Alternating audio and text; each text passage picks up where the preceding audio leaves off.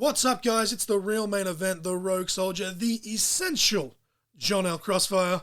And I'm Mrs Crossfire. And once again, you guys are tuned into Caught in Conversation. Shakalaka-laka.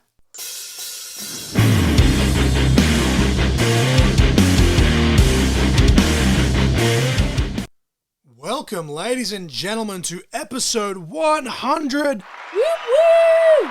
of Caught in Conversation. As always, I am your host, the essential Daniel-Paul Crossfire. With me is the lovely, beautiful, amazing, sensational Nova Lee.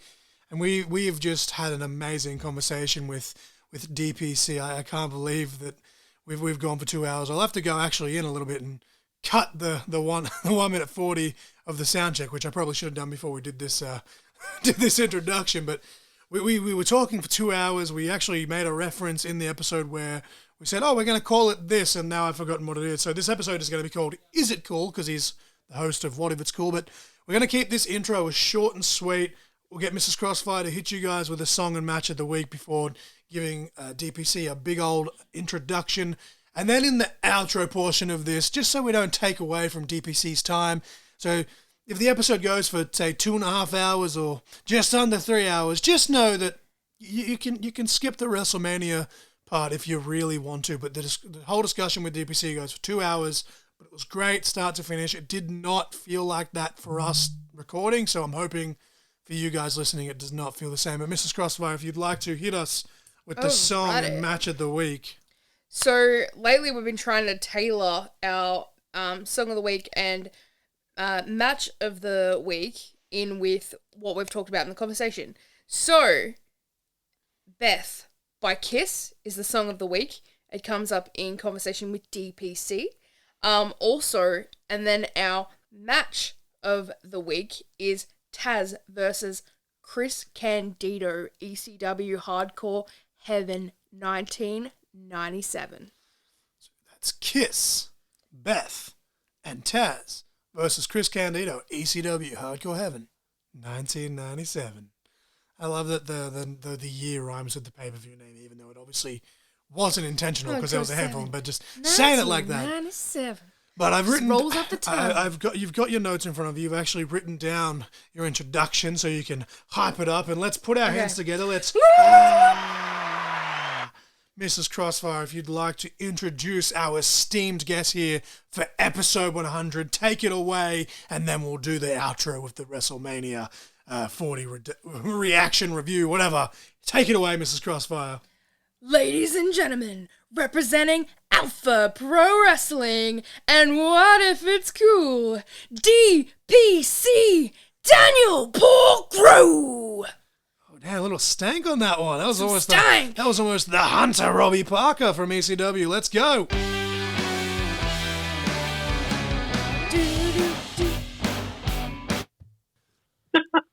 Ladies and gentlemen, we are here with Daniel-Paul Crowe, DPC himself, host of What If It's Cool, Reaction Wrestling Wednesdays, commentator for Alpha Pro, does lots of vlog casts that he calls them. As always, Miss Novalee's here with me. We will slap a little official intro in before this, but how are you doing tonight? I think you've just gotten home from work and you've jumped straight onto this. I am so tired. It's not even funny, man. Well, hopefully we won't keep you too long. You know how I am with talking and babbling on, but no, I think we'll probably stretch an hour, maybe an hour and a half out of this with the questions. It's all right. It's all right. It's all written good. Down. But the first question is, did you catch WrestleMania? Because if the answer, I know you watched the bits and pieces, and I was planning on doing a semi-review with you amongst the question, but I'm thinking might even just do a review with Mrs. Crossfire when we put the outro and that together. Yeah, no, I did. Oh boy. What a train wreck the first night was. It was just so underwhelming. See, I enjoyed all of night one except for the Usos match. I was just like, really? It was the only one with the biggest story, and then they just went super kick, and I was like, at least if the Young Bucks did that, it still would have been semi-entertaining. But anyway, I'll be fun and honest. It's just everything was built up. That was going to be. And I expected a lot more, and I just got nothing out of it. Because I remember when we had Crusher on for Reaction Wrestling Wednesdays, he was saying, "Oh, who's pumped for WrestleMania?" And you were going nuts about it, and I was like, "Yeah, I'm not really crash hot about it." And normally night one, I'm always like, that sets me up to where, okay, this is going to be great. It was, I just couldn't handle it. I actually fell asleep halfway through the second last match, and I woke up and I was just like, oh, okay. And then last match, I was just like, nah, I'm over it. In fairness, Mrs Crossfire took a nap during Sammy versus Gunther, and then upon seeing the highlights after she woke up, she was like, fuck, like of all the matches to sleep through. But I think it was the one I was really looking forward to out of the entire thing, man. I think it was definitely bell to bell the best one on that card. But 100%. But yeah, we'll rant about that in the outro then. Save you some time. But the first question, as you know, with some of the episodes that you have listened to, DPC, it's always the same. It's a generic question, but it's a great icebreaker, and that is simply, what was your earliest wrestling memory? Oh, Jesus Christ! This is how old I am, guys. So I've got two. So one is just I don't remember if it was an NWA VHS or it was a All Japan VHS, but I remember I was like 4 years old. I was in my grandmother's house, and we were watching. And I just remember being captivated with what I was seeing. And the other one was early WCW. I was actually not WCW, sorry, WWF. It was SummerSlam '92, I think, when Macho Man married Elizabeth. Was it 93? I think it was 93 because it was actually the main event of that card, wasn't it? And 92 was Bulldog versus Brett in the UK. So yeah, 93. Yeah. And because I remember that because it was on Channel 10 here in Australia. It was in the middle of the day, and it was that was a great card. I still watch it, and I know a lot of people will shit on it sometimes, but I'm just like, that's just quintessential 90s wrestling. I loved it. But see, me watching it after the fact, and you and I have had this discussion here and there on some of the reaction videos we've done, cheap plug, the golden era, people make fun of the hokey gimmicks and this and that. And it could be because, that's the era that my dad introduced me to, but that's I find myself going back to that era more than anything. Like dudes like Rick Rude, Macho Man, Mr. Perfect, like if you watch a John Crossfire match, you won't see any influence from them at all. But I'm a fucking Mark and Proud man, but that's when Macho, again, 93, I was born in 94, but even when you watch the videos, the WWE home video proudly presents, I have an entire shelf full of early 2000s all the way up to 2010, 2011 to when I was just like, okay, the product's getting stale, I'm going to stop wasting money on DVDs.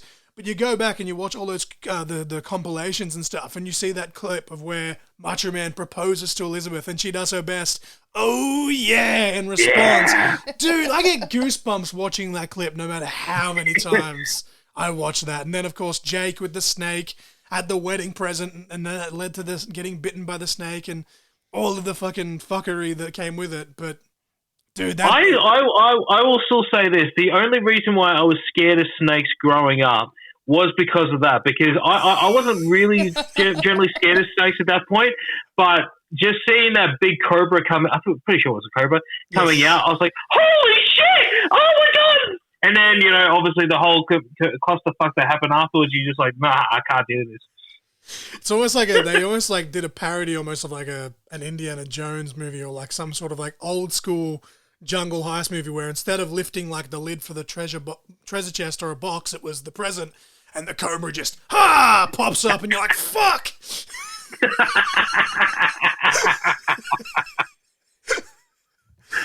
But at what point from discovering wrestling did you discover Australian wrestling? Because I listened back to your 3-part interview that just dropped this week, again, cheap plug with James Marshall, and in that you were talking about seeing a poster in 2006 or 2007 with Vixen on it, and I was like, dude, I didn't even know Aussie wrestling existed until 2006, and then my response at that age was, it's not WWE, so I'm not going, and then 6 years later when I went to my first indie show, I was like, oh, well, I'm a dick because this is everything I've ever wanted. But how did you discover Australian wrestling, man? Well, first and foremost, speaking of James Marshall, make sure you use hashtag James Marshall OnlyFans. Let's make it happen.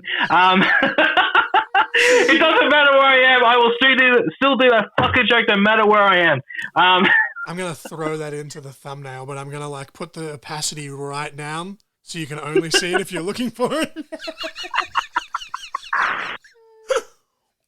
I love you, Marshall. I was just going to say, even have like a faded photo of like him in the background, but it's very like, very subtle. No, right underneath the DP, when I put the What If It's Cool logo up, I'm going to go hashtag James Marshall OnlyFans, and I'm going to fade it out until it's like 1 or 2%. And you're not going to be able to see it unless you're really, really... It's to the naked eye. Ha ha ha ha. Because I'm blind. I get it. Anyway. Not to go too deep in everything, but so it wasn't 2006. It was actually 2008 from memory. So it was around the time my mum was diagnosed with cancer, which was in December of that year.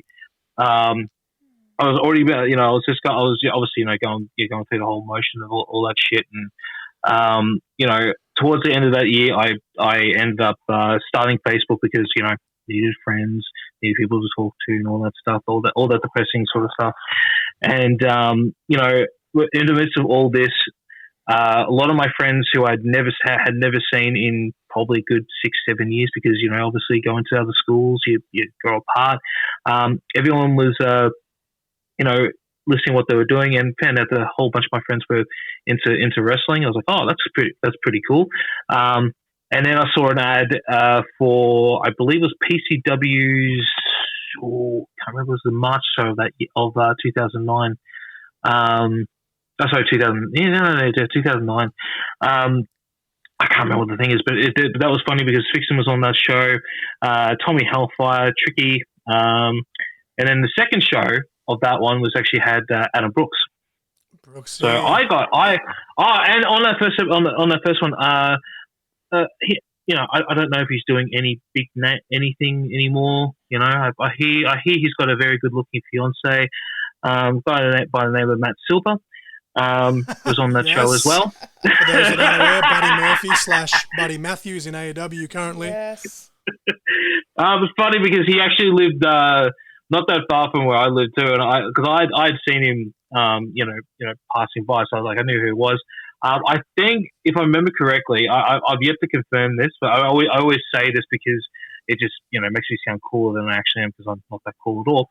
That we played football together, because I do remember seeing a guy in my league that looked very similar to him, and if I ever get a chance to see him again in person, I'm going to ask him, did you used to play for the WJFA? And if you did, great. Then yeah, we definitely played. From memory, I think cool. He did play some sort of football that is mentioned in his interviews. But if you guys haven't seen the matches that he's had with Brooksy, there is still a handful, and maybe we could even dig some of those up, DPC, for our reactions. Because I remember when he first came out that he got signed, it was this big thing because it was an Aussie guy getting signed, and I was just like, oh, okay, I'll search him up just because he's Australian.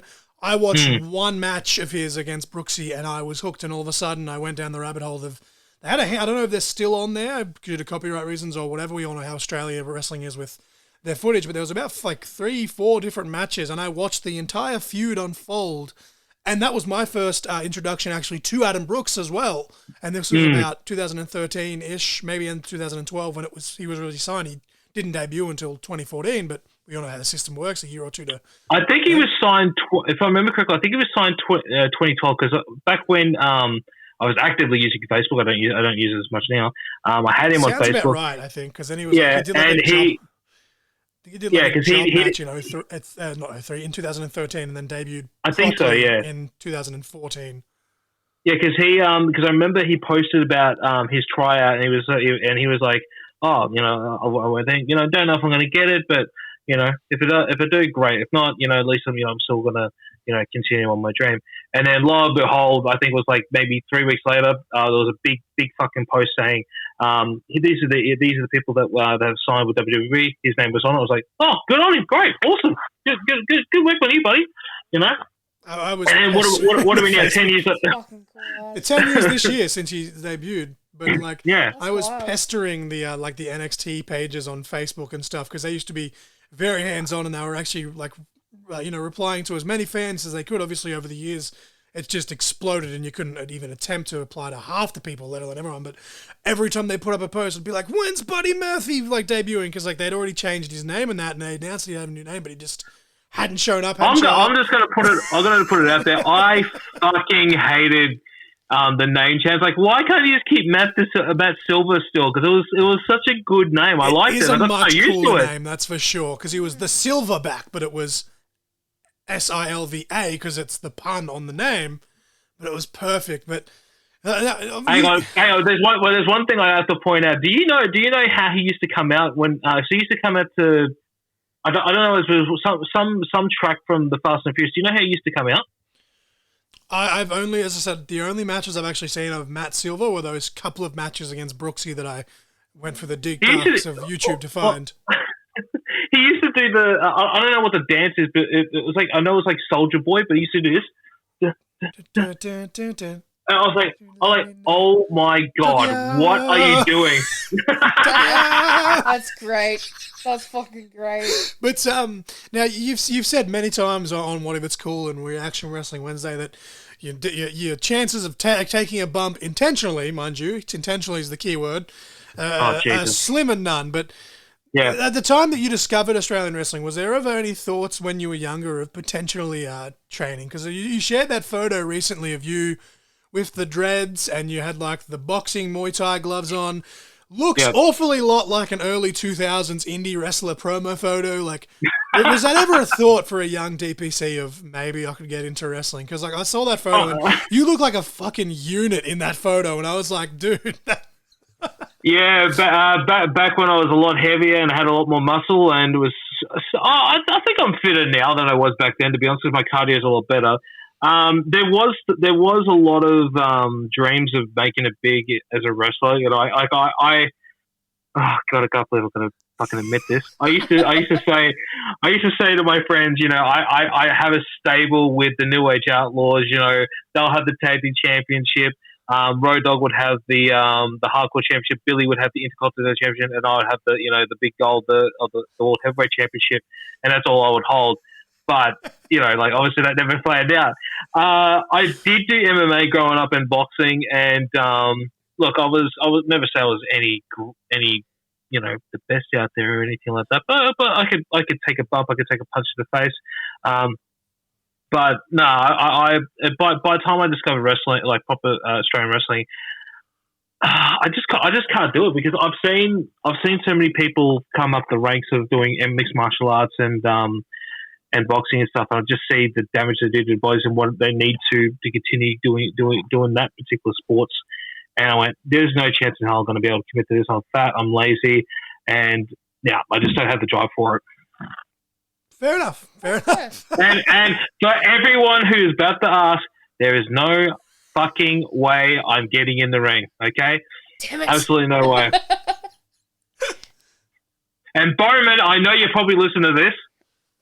Stop influencing the boss. I am not getting in the ring. All right? You've heard it here first, kids. Oh, God. I bet you any money, everyone at Alpha, the next when this eventually does come out, they're all going to play like, oh, you know what, you keep saying it, but you know one of the boys, come on, let's get you in the ring. No, it's not happening, boys. Oh, man. Before we get into some more like current wrestling stuff, what if it's cool?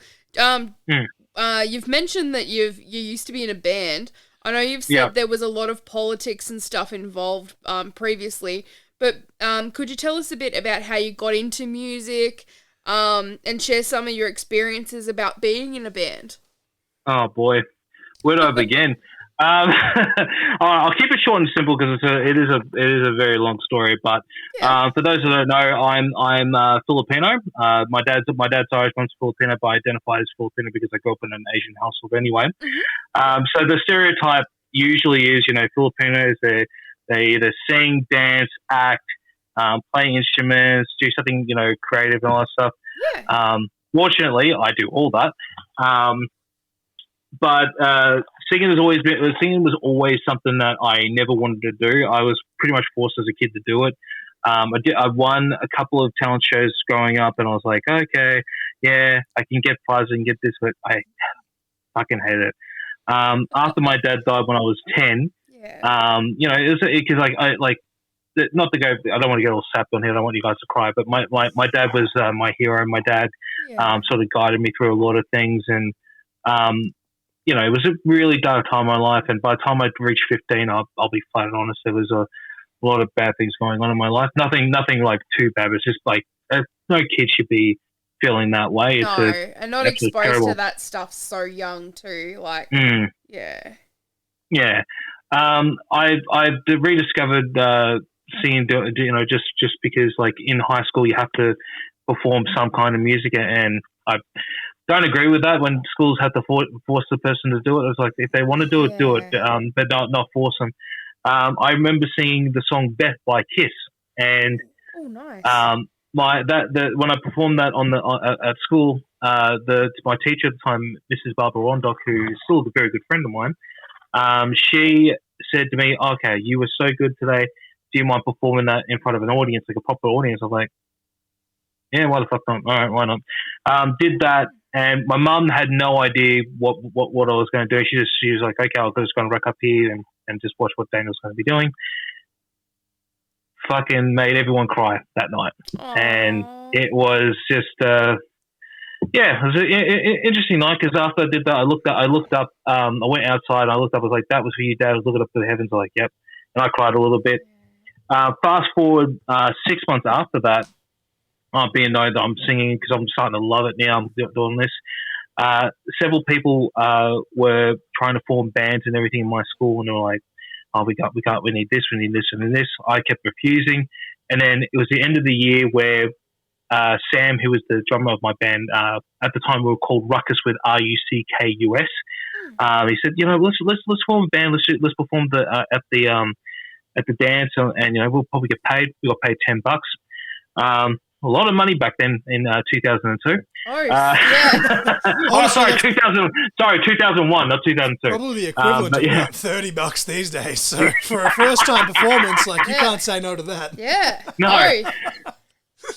It was myself, Sam, Michael, and Cameron, and we performed. I remember the songs we performed. It was "When I Come Around" by Green Day. Nice. It was not "In the End." It was a bloody Linkin Park song. Now I've already forgotten what it was. Some Linkin Park song, and then "Damn It" by Blink-182. It wasn't what have I done? Was it? What I've Done? Somewhere. Yeah. No. That came out. Probably one. No, that came out in about like 06, Oh 07, no, because that's why it was on the Transformers movie. Yeah, that's right. It would have been probably something off one of the Meteora ones. Either Meteora or Hybrid something, Theory, maybe. one of the two albums. Yeah. It was something from Hybrid Theory. I just can't remember what it was. There you go. And I could be wrong, because my brain's going, it might be something else. But I remember it was Linkin Park. But if I'm wrong, boys, sorry, I fucked up. From that time, it would have been one of those two albums. Yeah. But no, I enjoyed that, and I was like, "Oh, this is pretty cool." And then all of a sudden, I got back to school after school holidays. I'm like, "Oh, let's go practice." Practice. I thought that was a one and only thing. And then next thing I know, we have a rehearsal. We get a new band member by the name of Mark. And his moniker was, he had this massive fro. Like, remember how we were talking about cool. Bowman's fro? Yes. This was fucking huge, right? But he also kind of looked like Guy Sebastian. So I was every about time to say we would, that early Guy Sebastian was. Yes. And just got me here. Oh my god! That for one full year, like every show, we had some fucking kid coming up to us, goes, "Oh, can I get Guy Sebastian's autograph?" Like, that's not Guy Sebastian, you moron. Like, he's 15. Like, what? Just to drive him off the wall. Should have just done it and then be like, "Yes, we're very famous." Start charging for fake autographs. Not that that's illegal at all. We'll be taking $10 each. Thank Jesus. you. But fast forward, some band members left, and we were just performing a lot. We were doing a lot of stuff in the Victorian music scene.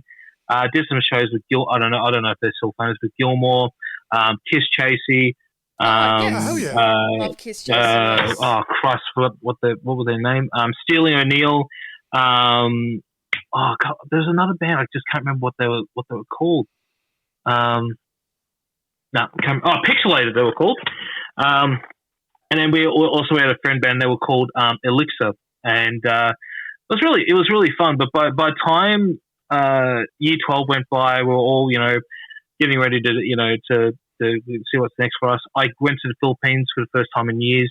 I have a bit of a holiday. I come back, and pretty much the band just dissolved. I have no idea what exactly happened, but they ended up forming their own band, and that sucked because it was just like, what happens to me? But say la vie, it is what it is. It's a blessing in disguise, to be honest.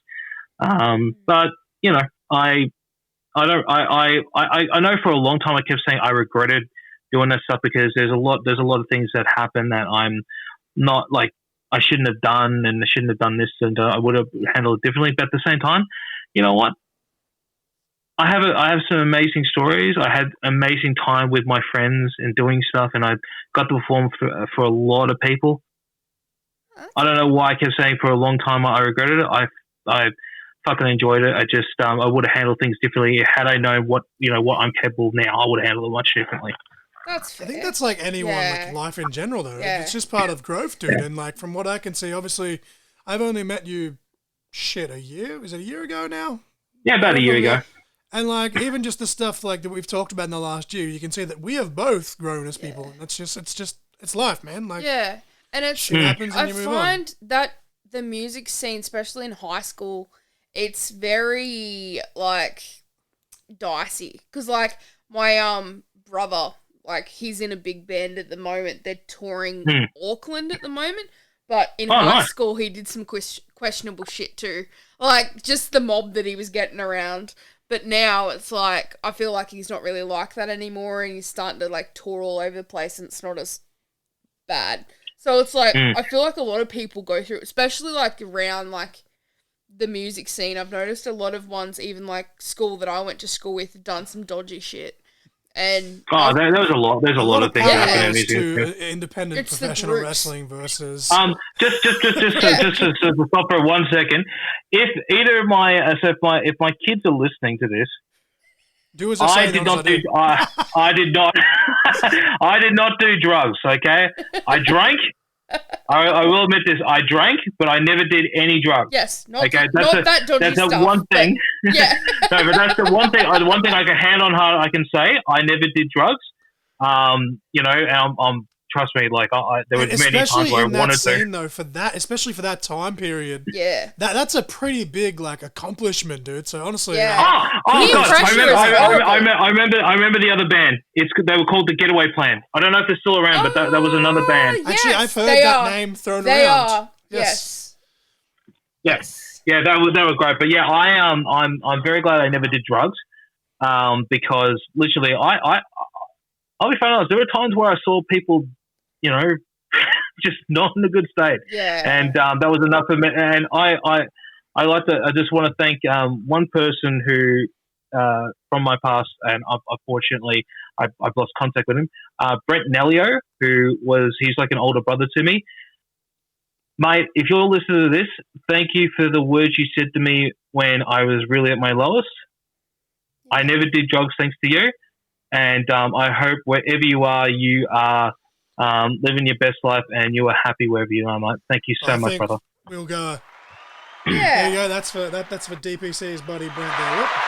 Yep. Yeah. Little round of applause there for Brent. As I said, especially in that scene, because like I used to like, not to get too deep, but like I've talked about it on this podcast. There is an episode where we went really into mental health. But like I used to smoke weed, but like I watched dudes like literally snorting coke and shit like right in front of me, and I was like, "This is not okay." Like I'm just gonna go to my room, I'm gonna smoke my joint, and I'm gonna go to bed because like I just don't want to be around that shit. Like I just each to their own. But you, much like me, it's like no, like you see the state that people put themselves in. You're like I don't even want to think about myself being in that kind of. Kind of situation. But moving on, Mrs. Crossfire, would you like to continue your second part of the question? Another question that I just had. What was your favorite thing about being in the band? Was it just about like meeting everyone and like that kind of thing, or the performance by a long shot? Like I can say meeting chicks and meeting people. The problem is, I didn't meet chicks. They would go for other members of the band. And you know the worst thing is being the lead singer of the band. You naturally think that I would get the chicks. I got none. I thought you were the bassist. What? No. Poor bassists, I tell you, they cop so much shit. Every band I've ever met or been a part of some sort, right? The bass, like I don't give a shit what anyone says, right? Bass players get more chicks than anybody else. Look at Sting, like perfect example. This is true. Like bass players get a lot more chicks than anybody else. I think second would be drummers, and then it would be the singers, then the guitarists. To be honest, if from what I've seen. Hell yeah! I just realized I actually made a typo because like me and Mrs. Yes, I read it properly.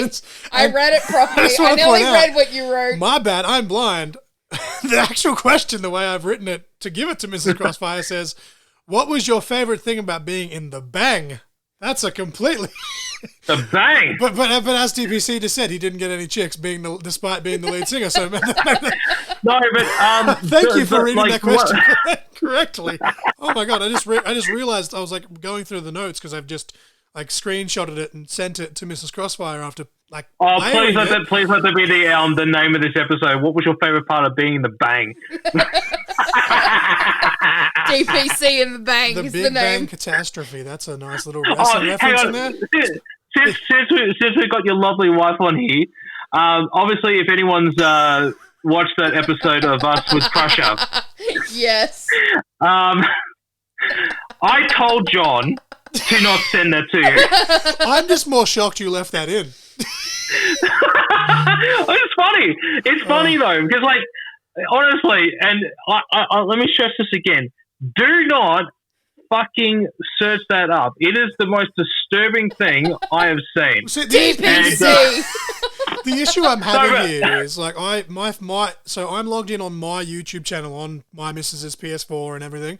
So I've watched it on my phone, right? And YouTube now has like the watch again section. And it more often than not, everything. it's like, so here's this like, and it. And I opened it and it was order. like some random wrestling video that I hadn't watched it in forever. I'd forgotten I watched it, but for some reason it was the very first video in the watch again one. And I'm just like, oh God, if that pops up for whatever reason, and you know what, I'm going to make y'all go listen and watch the episode with Crusher to hear what we're talking about, just for a little bit of cross-promotion here. All I'm going to say on that is I don't blame you, because Patrick's pretty sexy in those in the movie. Patrick's star. Yes, Patrick's pretty sexy when he's got his little fishnets on. So you know what the worst thing is? I discovered that through a meme, and then someone posted the actual YouTube trailer on this I can't remember what group it was. It was like a funny group, and I thought it was a joke. I didn't think it was a real thing, and then you know, I was curious, and I thought, oh my God, what the fuck am I watching? Is it Rule 64, Rule 74? It's something for. It's like everything has. Rule 34. Rule 34. I knew I was getting there somewhere. Everything has an adult parody on the internet. Sorry to steal your lines, but what is math? What is math indeed? By the What Are Word shirts now on Crossfire's Pro Wrestling Diesel. Do you want to continue these questions? Yes, before we get derailed too much. This is why she's the co-host. Otherwise, me and DPC are just going to be fucking laughing for the next hour. Would you ever go back to music if you had the opportunity, like if it presented itself? I say this with all due respect. Fuck no. The politics, no. man. In all honesty, though, no, I wouldn't, because like I go to perform, but I would never go back to working in music ever again. It is pretty much very hard to live on as a musician these days, because streaming services have killed local music. The only way to make money these days is either start your own record company or do your music and get it played out there, but you need to have a side hustle. So you see like people like Beyonce who have multiple endorsements, or bands selling their music out to different kinds of things to put their music in the background there. It is incredibly hard, and to be honest, I feel so sorry for these kids now. It's great you can get your music out there, but the problem is now it is hard to make a living off it, and I honestly I just could never do it now. Yeah, because that is so fair. Because my brother at the moment, the only way he's got a break is like the band dissolved, but another band saw him because he played at Unified UFD. I can't remember what it's actually called. One of the big. I feel like we can say the band that he was in. He was in Rumours. He was in Rumours, and now currently, he got signed. He got signed like this new band. It's called Banks Arcade. Yeah, I can't think of it. They're a big one in Melbourne. He got signed with those guys, and they have an actual record deal, and that's the only way he got anywhere. And they're touring and doing all bits and bobs all over. But he works his ass off at a bar during the week pretty much, and then just tries and fits that in. Like, even though they're signed, they're not off the ground yet, so they're still just trying to get around. So he's just doing like nearly 24 hours at a friggin' bar. Just like to point out before I segue, because what you guys just said. I just got a message from Jeremiah Kingsley about Geelong at the end of the day, and he's asking me still like if I'm going to be there, and I'm like probably not, because I have a booking, a wedding, and an eye appointment a week and a half. Like in the same week period, I'm traveling 3 times, so. Not looking likely, and he just said to me, do me and DPC have to take another photo? So I just said to him, and I'll say it to you. I'll say it to you now. We're live on air, so shout out JK. Get those finger muscles ready. But it's funny. You mentioned that though, but even people like Taylor Swift, for how long? Like she almost sued Spotify. Like when they first started getting big until they took her stuff off. Garth Brooks was the same. Like he has one album on there out of the 20 or 30 albums that he's had in his career for the country music fans. There's one album and it's his live album. Like they don't do Spotify. And I think all of Taylor's version stuff, I think because she's managing it herself, I think she has put on Spotify. But yeah, a lot of her older stuff, she's just like, no, like the kickback I get for this isn't worth it. And on some part you can go, dude, but the amount of money you are making, sure. But at the same time, you're like, hey, more power to you. If she's that good at finances that she can track literally every cent out of the millions that she has, or probably billions at this point, then fucking she's better than I ever would. Now. Like I can barely keep track of my account, and it's almost always in the minus anyway. So I may not like Taylor Swift's music, but I will say this though: the fact that she writes her own music. She writes her own music, so she gets a big chunk of the money there. Yeah. But the fact that she's doing all that as well, it shows me that she really cares about everything. Some people have had on What If It's Cool who are musicians refuse to produce Spotify because it is absolutely ridiculous. I'm not going to say who it is, but I've got a friend who is in a famous band in Australia, especially in the 90s, early 2000s. I'll tell you off camera. Who showed me how much they made in a month from Spotify, and I shit you not, it was $3.50. That is fucking bullshit. Wow, that's ridiculous. And they did a lot of like a lot of streams, but the problem is because they didn't write the music, and it's split down this way and everything. It was really bad. It's ridiculous sometimes, but unfortunately, that's the nature of the beast. If there's another way to make a lot of money, but cut out the middleman, as they say. Unfortunately, that's an issue. But that's for most industries these days. If they can find a way to subsidize it so they can make more money in their pockets, they just do it. Yeah, look, if you go see a local band and you have the funds there, buy a T-shirt, buy a poster, fucking cannot stress that enough. Wrestling, buy their fucking merch, buy their merch. But if you want to, speaking of merch, don't you have a pro wrestling tees? ProWrestlingTees.com/Crossfire. Yeah. Actually, in the lead up to this episode dropping, all 3 designs are live on Pro Wrestling Tees. I just haven't announced them yet because I'm going to announce them in conjunction of, hey, because we have 100 episodes, we have a new podcast T-shirt as well as Nova Lee, and then I'm like, fuck it, I might as well throw the 3rd one out there with it because it's. When I get the physical ones printed for Cara, 10% of the proceeds for that are going to go towards charity. But yeah, ProWrestlingTees.com/Crossfire. But if you'd like to continue this interview, Mrs. Crossfire, before we just sit here putting ourselves over. Yes. Okay. Before we change the subject, what was your favourite song to play, DPC? Oh God. If it's our originals, Oh God, I don't know why I found this one of my favorites because it's a really random song. I've got two favorites that we love to do. So one, it was always a crowd favorite. One of my best friends, he will to this day. It's been 20 fucking years, but he'll still come up to me. The song was called "Punk Chicks All the Way," right? I mean, look. So I didn't write it. But my Big Bo will come up to me. He's one of my best friends. He goes up to me. He goes, "Punk Chicks all the way! Hey!" I'm like, no, shut up. Go somewhere else, please. I mean, my wife's more of a goth than a punk, but same. I mean, there's some punk music, but it's very generic. It's basic, bitch. Right. It's basic. Do you have any favorite, specific favorite cover that you like to do? That you mentioned Beth by Kiss for your solo performance. Like Gene Simmons is not a good singer, but that's a powerful song. Fucking amazing song. No, but that's not Gene Simmons. That's Peter Criss who sings Beth. Oh yeah, sorry, right? But yeah. The guy. About to say, Gene Simmons actually has I think his voice sounds better now than when he was younger. But when he does it live and he's being Gene Simmons and all.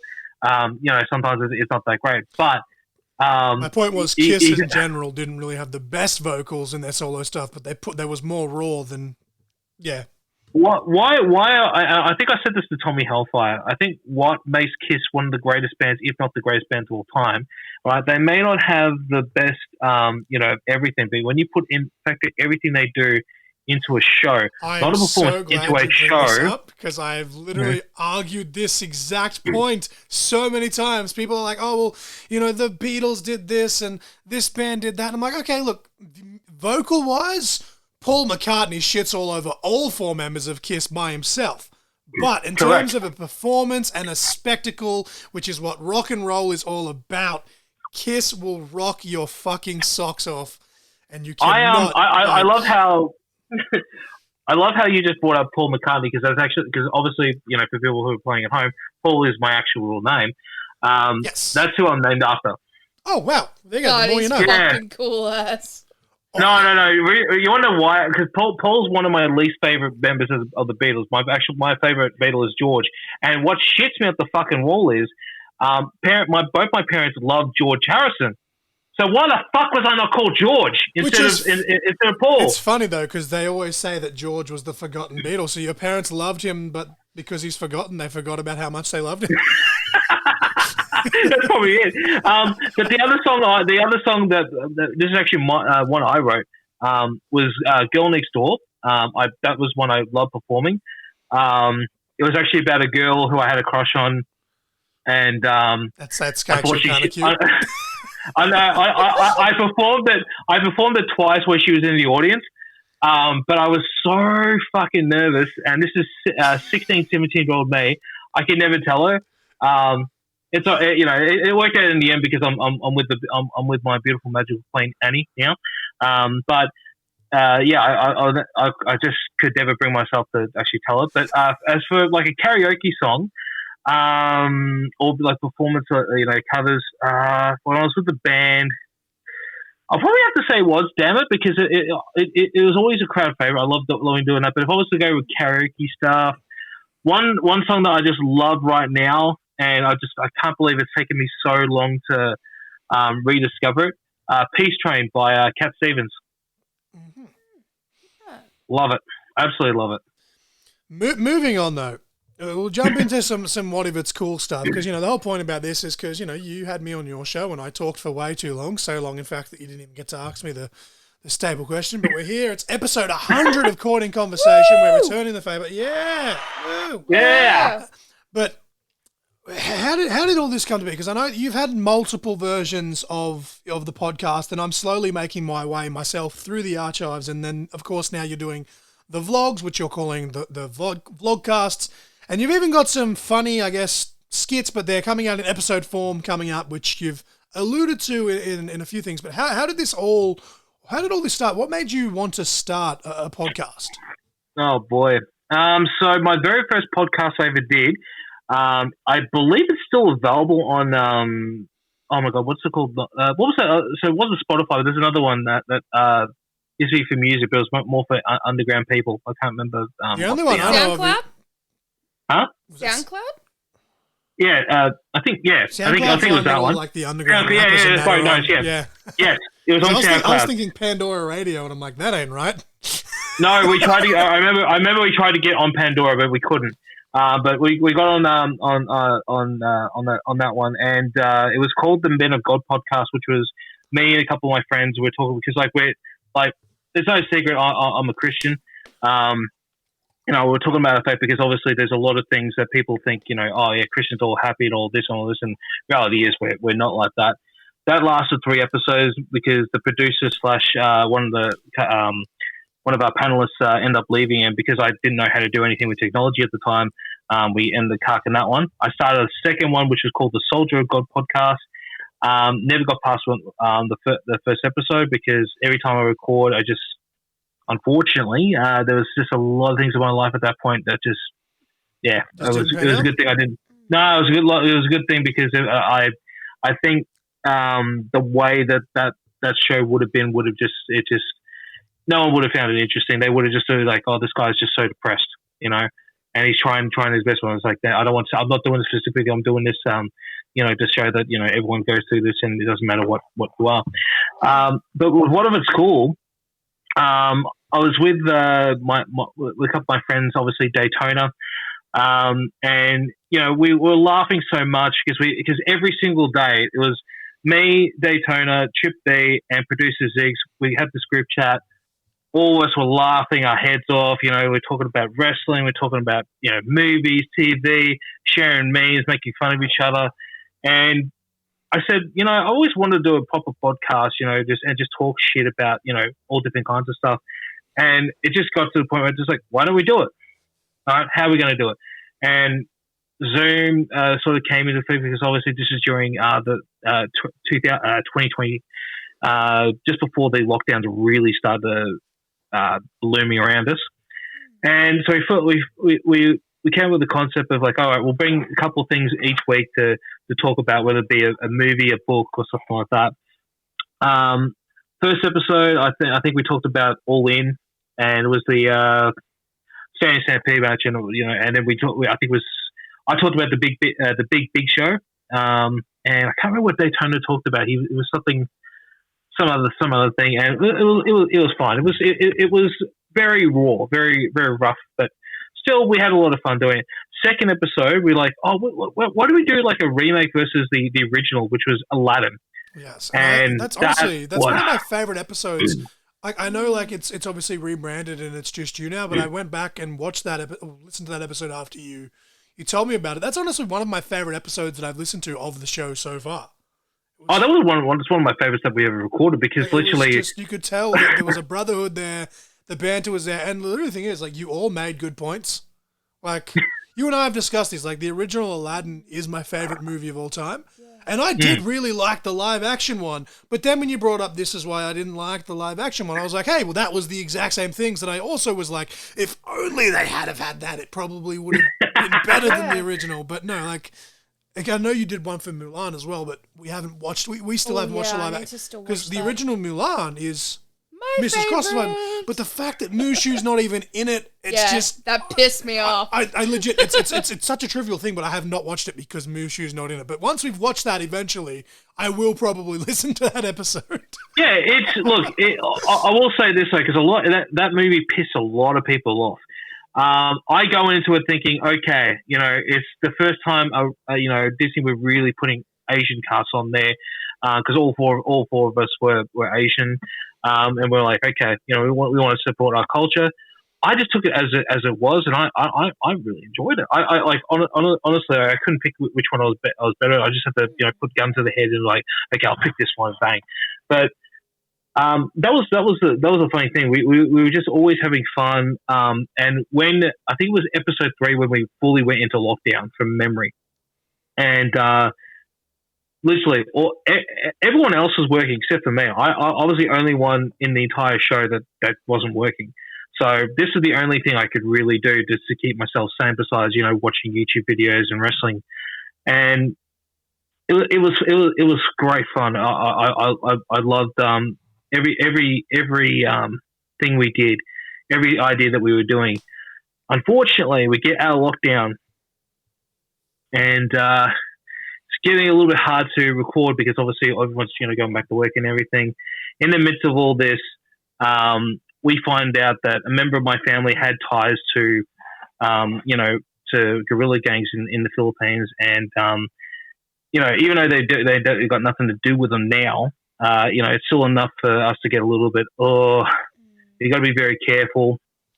It's not not safe because obviously I'm putting my real name out there, and and it was just getting a little bit scary because you're like if anything should come out, it's like this. Like I'm not afraid about it. I was like because it has nothing to do with me. But then after we fully went out of lockdown, it was fucking impossible to do anything. And I was heartbroken because I'm just like, this is the first thing in my entire life where I don't give a shit if it's a failure or a success. I'm having fun, and now it's being taken away. Like I was so depressed, and I was like, how the hell am I going to do this? And then, and this is I always thank God for this. Anthea came into my life, Anthea Best. And she messaged me on Instagram saying, "Look, I've got this film.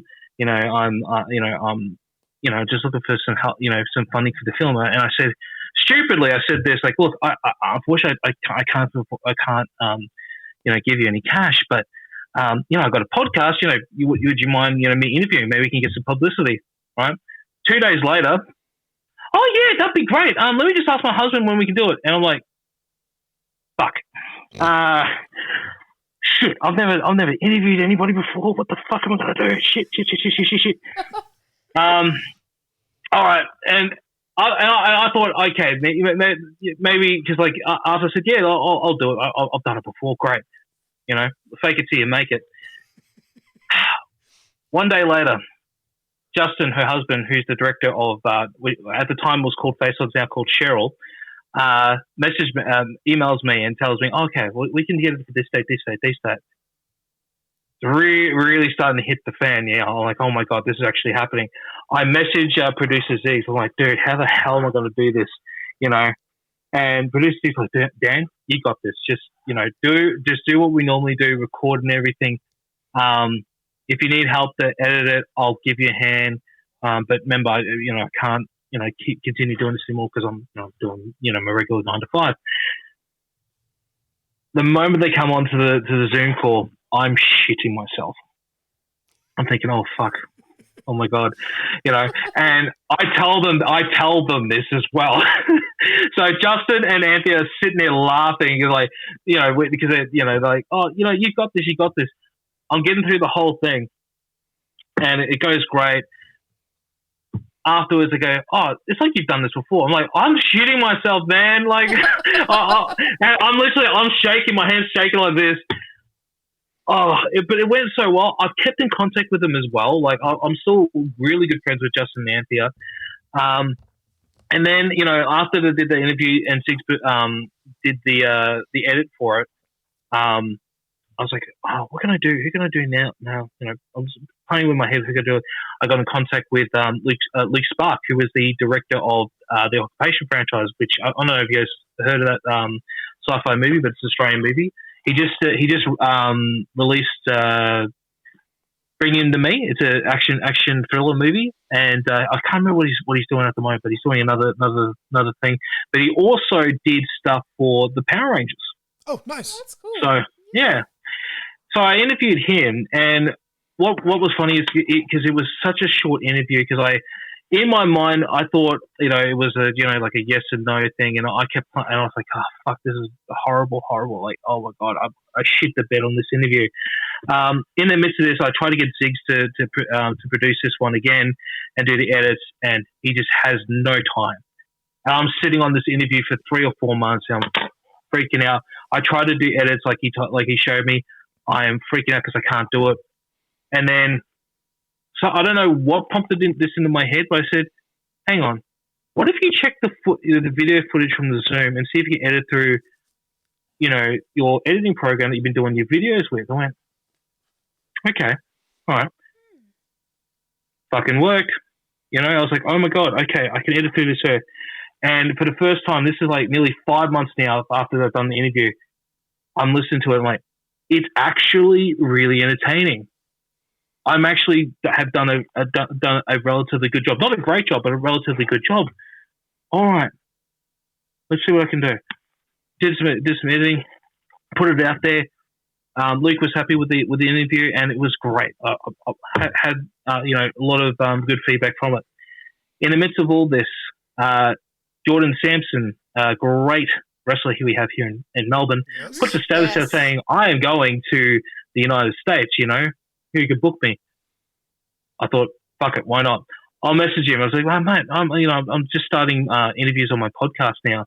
Maybe if I get you on, we can help plug you going to America and doing all this stuff." He's like, "Yep, when do you want me? I can do it tonight." I'm like, "No, I don't have to know about. I booked him for the next week." And that was the trend. Like, I was just finding my feet and getting people. I next get in contact with Valito. And Valito and me go way back. I was at his debut and everything. I enjoyed that conversation with Valito. That was one of the first ones that I listened to. Fantastic interview. He is one of the most sweetest human beings in the world. And I've said this multiple times. If it wasn't for him, What If It's Cool would not be here. Because he's the reason why I checked out Adrenaline Pro Wrestling. I've always stayed in touch with him. He's an absolutely amazing guy. And then next thing I do, I interview LJ, the magician, or as people now know, if you go to Adrenaline, Alpha Pro Wrestling, that is Matty Wild, and that was great. Here's what happened, because a lot of people go, "Hang on, we had 5 interviews and then you stopped." And this is where the motivation is, and I hope anyone who's listening to this, do not do what I did. So I was playing the interview. I was really happy with it and everything. At my work, there was a guy who was there. He was doing stuff to fix it, and he's like, "Oh, that's you, isn't it?" I'm like, "Yeah, it is," and I'm really proud of it. And he goes, "Oh, so what is it? Is this a YouTube video? Is it?" And I said, "No, this is a podcast. I'm a podcast. I'm doing all this stuff." He laughed his head off. And then he went to the rest of his team that was to fixing up the place. And he goes, "Hey, boys, check out this kid. Thinks he's a podcaster." And it just killed all my confidence in myself. Fucking dick. He's a massive dick. What a fucking dickwad. Yeah, I know. Tell me how you really feel, Mrs. Crossfire. That's why I say to John all the time, when people make fun of him or anything, I'm like, fuck them. Like, are you having fun? Is there a few people that listen every fucking week and, like, you're making their day? Keep fucking doing it, But then. honestly, I had the same kind of experience when I first did start it. These assholes. When I was cleaning, there was a guy that was like, "Oh, yeah, podcast. What about it? Like wrestling?" I was like, "Okay, fair enough." But then, like, as it went on, and it's like, "Yeah, I've got listeners in Chile and the UK and fucking... I don't know why, but there's a random guy listening here and there in Italy," and he's just like, "Okay." like I'm not making bank. Like, I haven't made a single fucking cent on this podcast, but I'm like, cool. Like the connections, and I talk about it on almost every episode that I was wrestling for 3.5 years. Like, I was active for about 4 years between like doing ring crew and referee and yada yada yada. Somehow my eyeball almost explodes. I get asked to be on DPC's podcast. And then all of a sudden, I've built connections with like 3 or 4 different fucking promotions in Victoria just from sitting on my ass recording a podcast. So, fuck y'all. Before I continue on the story of What If It's Cool, obviously I'm just like fast tracking a lot of things because it's a long fucking story. I want to just point out, and I did say this on my show and on many episodes of Reaction Wrestling Wednesdays. When you sent that story, on your record-breaking 65 shares in one fucking day, when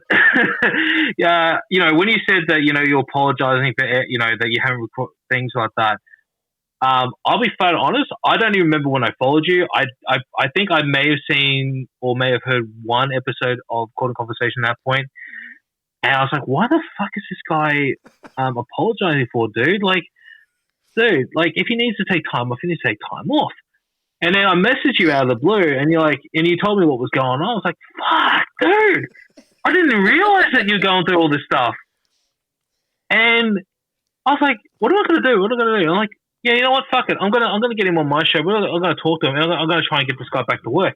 You know, because you were when I messaged you were very unmotivated to do anything. I think you were just over it, to be honest. Yeah, it took a really massive snag in terms of recovery and yada yada yada. We almost had another one at the start of this year, but luckily wasn't as bad. But yeah, just had a massive snag, and it was I think all of 2023 I put out 10 episodes, which almost averages to one a month, which is still like decent-ish. It's still more than I realized that I did in hindsight, but I was just like, fuck, man, like, sorry, because everyone's like, when can I be on your show, and when's the next episode? And I'm like, while I appreciate that I had a group of people that were supporting me and wanting to join me on the journey, I was just like, why? Like, he still says it all the time, and I have to up him for it because he's just like, oh, I'm not getting many listeners. I don't have any sponsors. And I'm like, who fucking cares, man? We'll just shoot the shit and fucking have fun. Who cares? Like, exactly right. Exactly right. But if you ever, have that sort of like thing again, you realize that I'm going to be on your ass about it. You know, I have DPC on Facebook and everywhere honestly, now, so I'll message him and be like, get on his ass. Of me, like DPC got me on a reaction video and then another one, and now even though he does a few here and there without me, for all intents and purposes, it's much like Mrs. Crossfire. That's going to change now. You're going to be on every episode now. It's much like Mrs. Crossfire here on the podcast. I got an upgrade. I got a promotion, and I became the co-host. And DPC's whole point for that was, one, it was fun for him and it was entertaining, but two, he wanted to get my ass back to work, and we kind of, because we were doing it. I'll be always flat and honest. That was actually my whole motivation because I don't mind doing reactions by myself. I love doing them. The thing is, once I realized that after we did your episode on my show, I'm like, he hasn't gone back up. You know what? Fuck it. I'm gonna if this doesn't light a fire under his ass to get back up and running, I don't know what it is. But either way, I was like, he's gonna have fun doing this anyway. So at least get him out of his funk if he's in a funk. He just gets him to meet people if we're gonna have guests on here. Just do it, you know.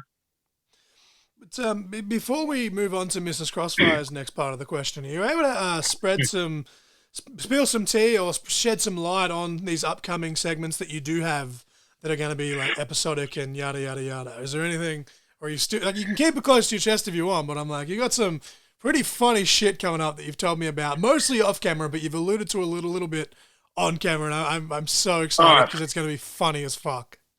I won't be able to say exactly what's going to happen, but all I can say is who was casted in this madness that is going to be on the vlogcast.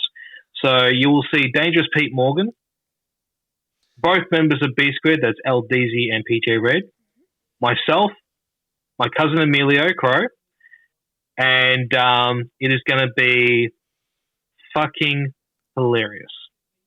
That's all I can say for that one. But the one thing I can say that's not going to happen on the podcast is actually going to be a separate thing altogether. Yes. But you do know the character, because the character started off on the podcast and is now going to be a spin-off, so it's going to have its own show. Dr. El Paragon is going to have his own a web series. And that's all I'm going to say about that. Thank you, web series. Yes.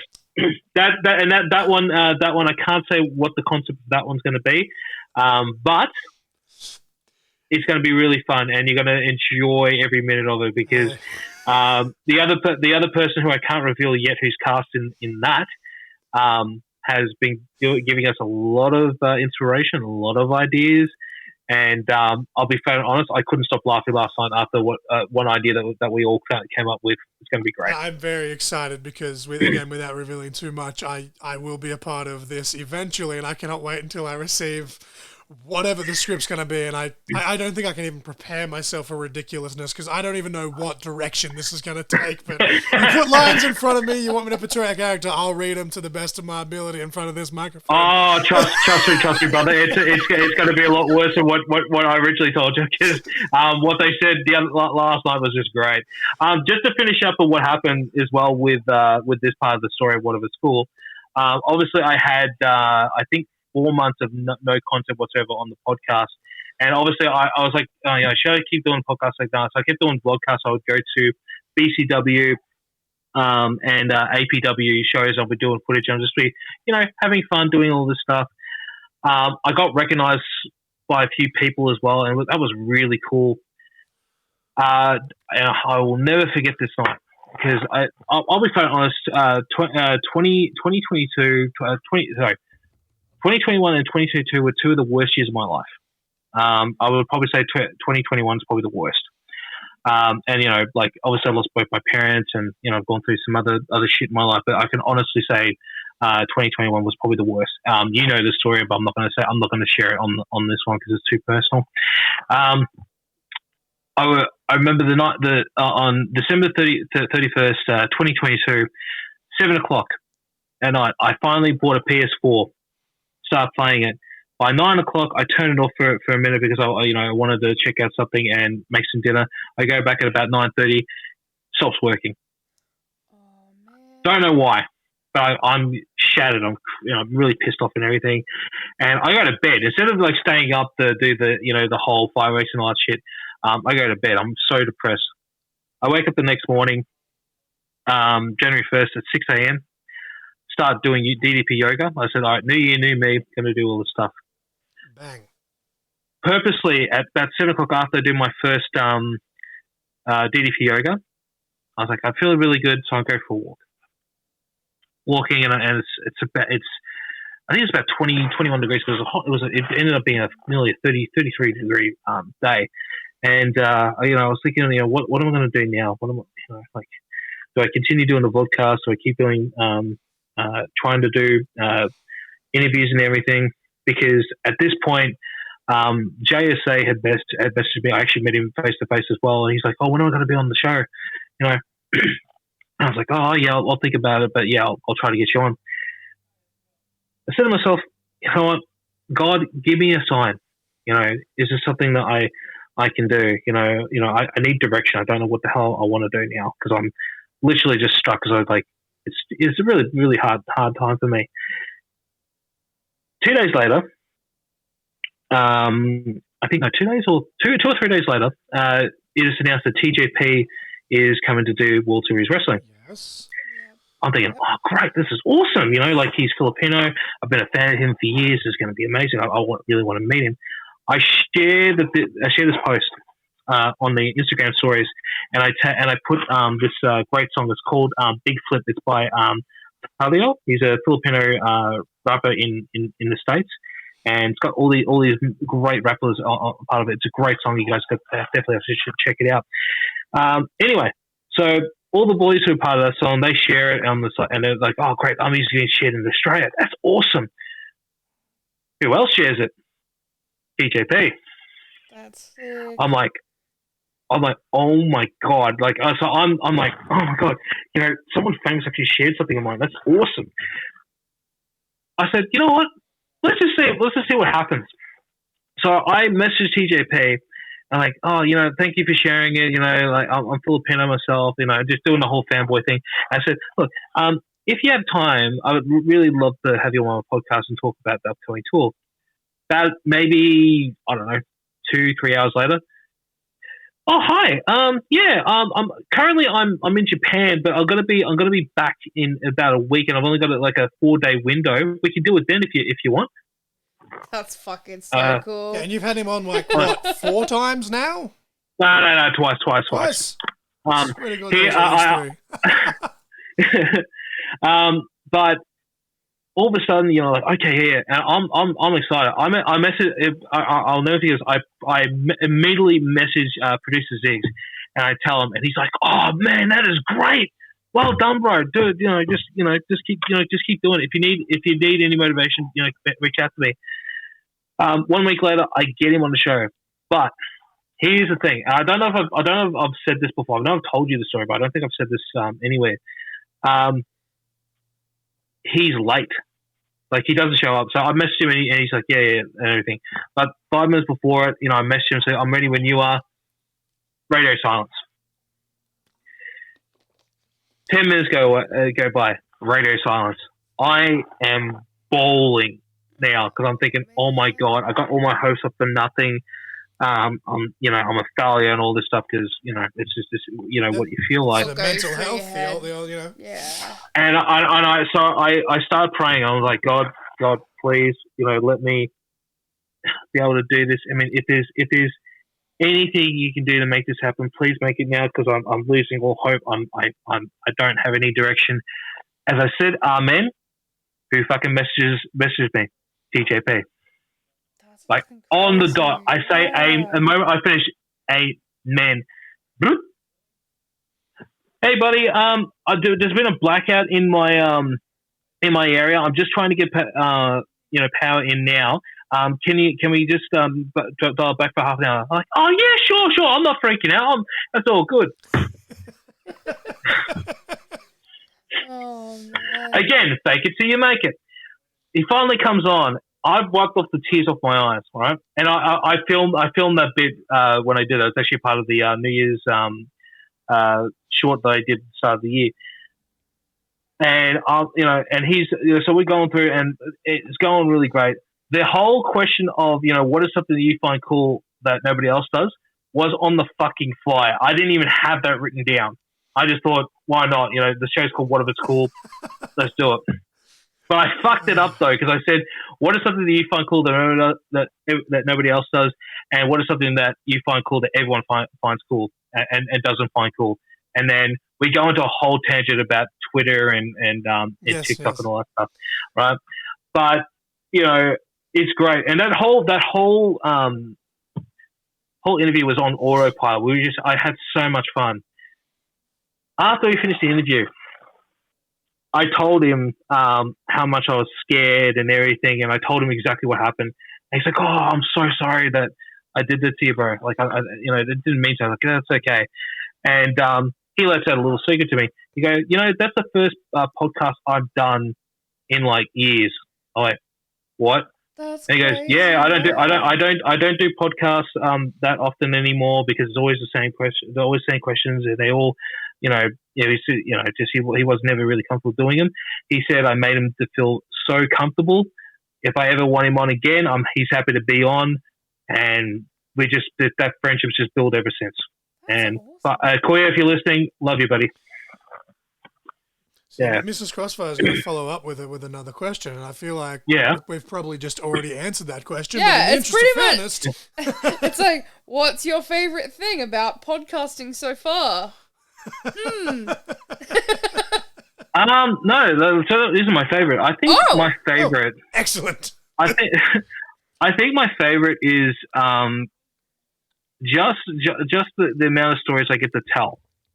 It's because obviously What If It's Cool is not just a wrestling show. I've had other people from all different kinds of walks of life on, but just hearing different other things because like I've got so many friendships now with so many people that I never thought in my life I could ever be associated with anyone like that or have friends like these people because either lifestyle changes or I'm not in the clique or blah blah blah blah insert whatever. It's like you asked me 20 years ago would I be friends with TJP? No. Could I be friends with an Australian Idol winner? No. Would I be talking to people from America on a regular basis who do amazing things? No. How many people can say that they actually done that and they don't shit on people? They just try to make everything a positive because you can't. There's not many people that do that, and I'm very blessed that I get to tell stories that are not hurting people. It's just rising above whatever pain they're going through, shooting the shit. Sorry, Pierce Austin, I know that's your thing. Yeah, I keep saying that, and I'm like, sorry, bro. He has rebranded though. It is now True Story with Pierce Austin. So maybe someone needs to trademark that. Can I just say I love his show. It's really good. I do miss it. I do miss it being called shooting the shit. But like what he's doing now is great. But it's great because like there are so many shows and so many outlets these days that do stuff for clout, do stuff to get controversy, do stuff to divide things, and I don't want to be a part of that. I just want to be able to tell fun stories and just motivate people. Like John, your story, like you've been going through with everything with your eye. Like you guys don't see it in the footage, but I fucking cried. Yeah. Like especially what you were telling me with your dad and when you passed away and you did your next show and you were doing and all that, it was fucking maybe choke up now. Well, actually, not to do like a cheap plug, but if y'all listen to the Heels review we just did, there was a point of that where it was like, because like obviously trigger warning. The whole point is season 1, the dad commits suicide. Obviously, there's a lot of flashbacks, especially in that last episode where he sees like I guess his dad's spirit. That spiraled probably a 20-30 minute rant in the midst of that review before we were like, hey, we should probably finish this review. And we went like really into that. And again, like without this podcast, like maybe I should pay to see a therapist, but I'm like, I can't bring myself to do that. So if I sit in front of a microphone and just talk about wrestling and, one thing leads to another and all of a sudden me and my wife are crying with each other and we're both talking about how we've lost our dads and like the fact that there's 3 people on this podcast and they've all lost parents is fucking ridiculous to me, but there's also this weird thing of, hey, we're kind of like bonding over this and this and this, and it's all started because I wanted to talk about professional wrestling. Like, it's kind of a theme with us at the moment because the same thing happened with Muzdog as well. Yeah, man, like it's just we all bonded about that, and that's probably my favorite thing is just look. If you met me on the street, believe it or not, you wouldn't hear me say much. But you hear me on these, and especially on Reaction Wednesdays where Dan can barely get a word in, and it's shit that I'm passionate about, and away we go. But oh boy, I realized something. Sorry to go on a different tangent for a second. Whenever we do Reaction Wednesdays, if we do anything that's gory like that, I'm just going to leave the swearing in because I've got to put the restrictions anyway. So I'm thinking, what the fuck? Why am I censoring? I watched your story earlier where you were like, "Oh, there's too much swearing, and I'm so tired, I don't feel like editing." I was like, "Oh, dude, I feel like a dick because like I don't mean to swear as much as I do. I try really hard, but because I'm like so relaxed, they just fly." Do you remember the joke I did halfway through with it? Oh, vaguely. I said look right in the camera when I said this. Do you see why this is restricted, kids? And I was like, why the fuck did I think? Oh, I need to edit this when I just have to put this together and bang. Because I was going to put it restricted anyway. Yeah, when I did the preview, because I did like the full episode, but I put a little clip on YouTube for ECW. Yeah, and I'm like, it is all ages, just with parental discretion. But Jake Gibson's promo was. It was fucking amazing, but it was so intense that I'm just going to tick the 18 plus box for this one. Yes. Oh boy. No, I'm going to do that now. So if we do anything that's going to be that we have to put 18, I'm not going to censor it. Just cut the bits of it that are just not necessary. Like like whenever we go on tangents about Disney. Wow. But because I obviously had to cut out that reaction that we did for the Winnie the Pooh, but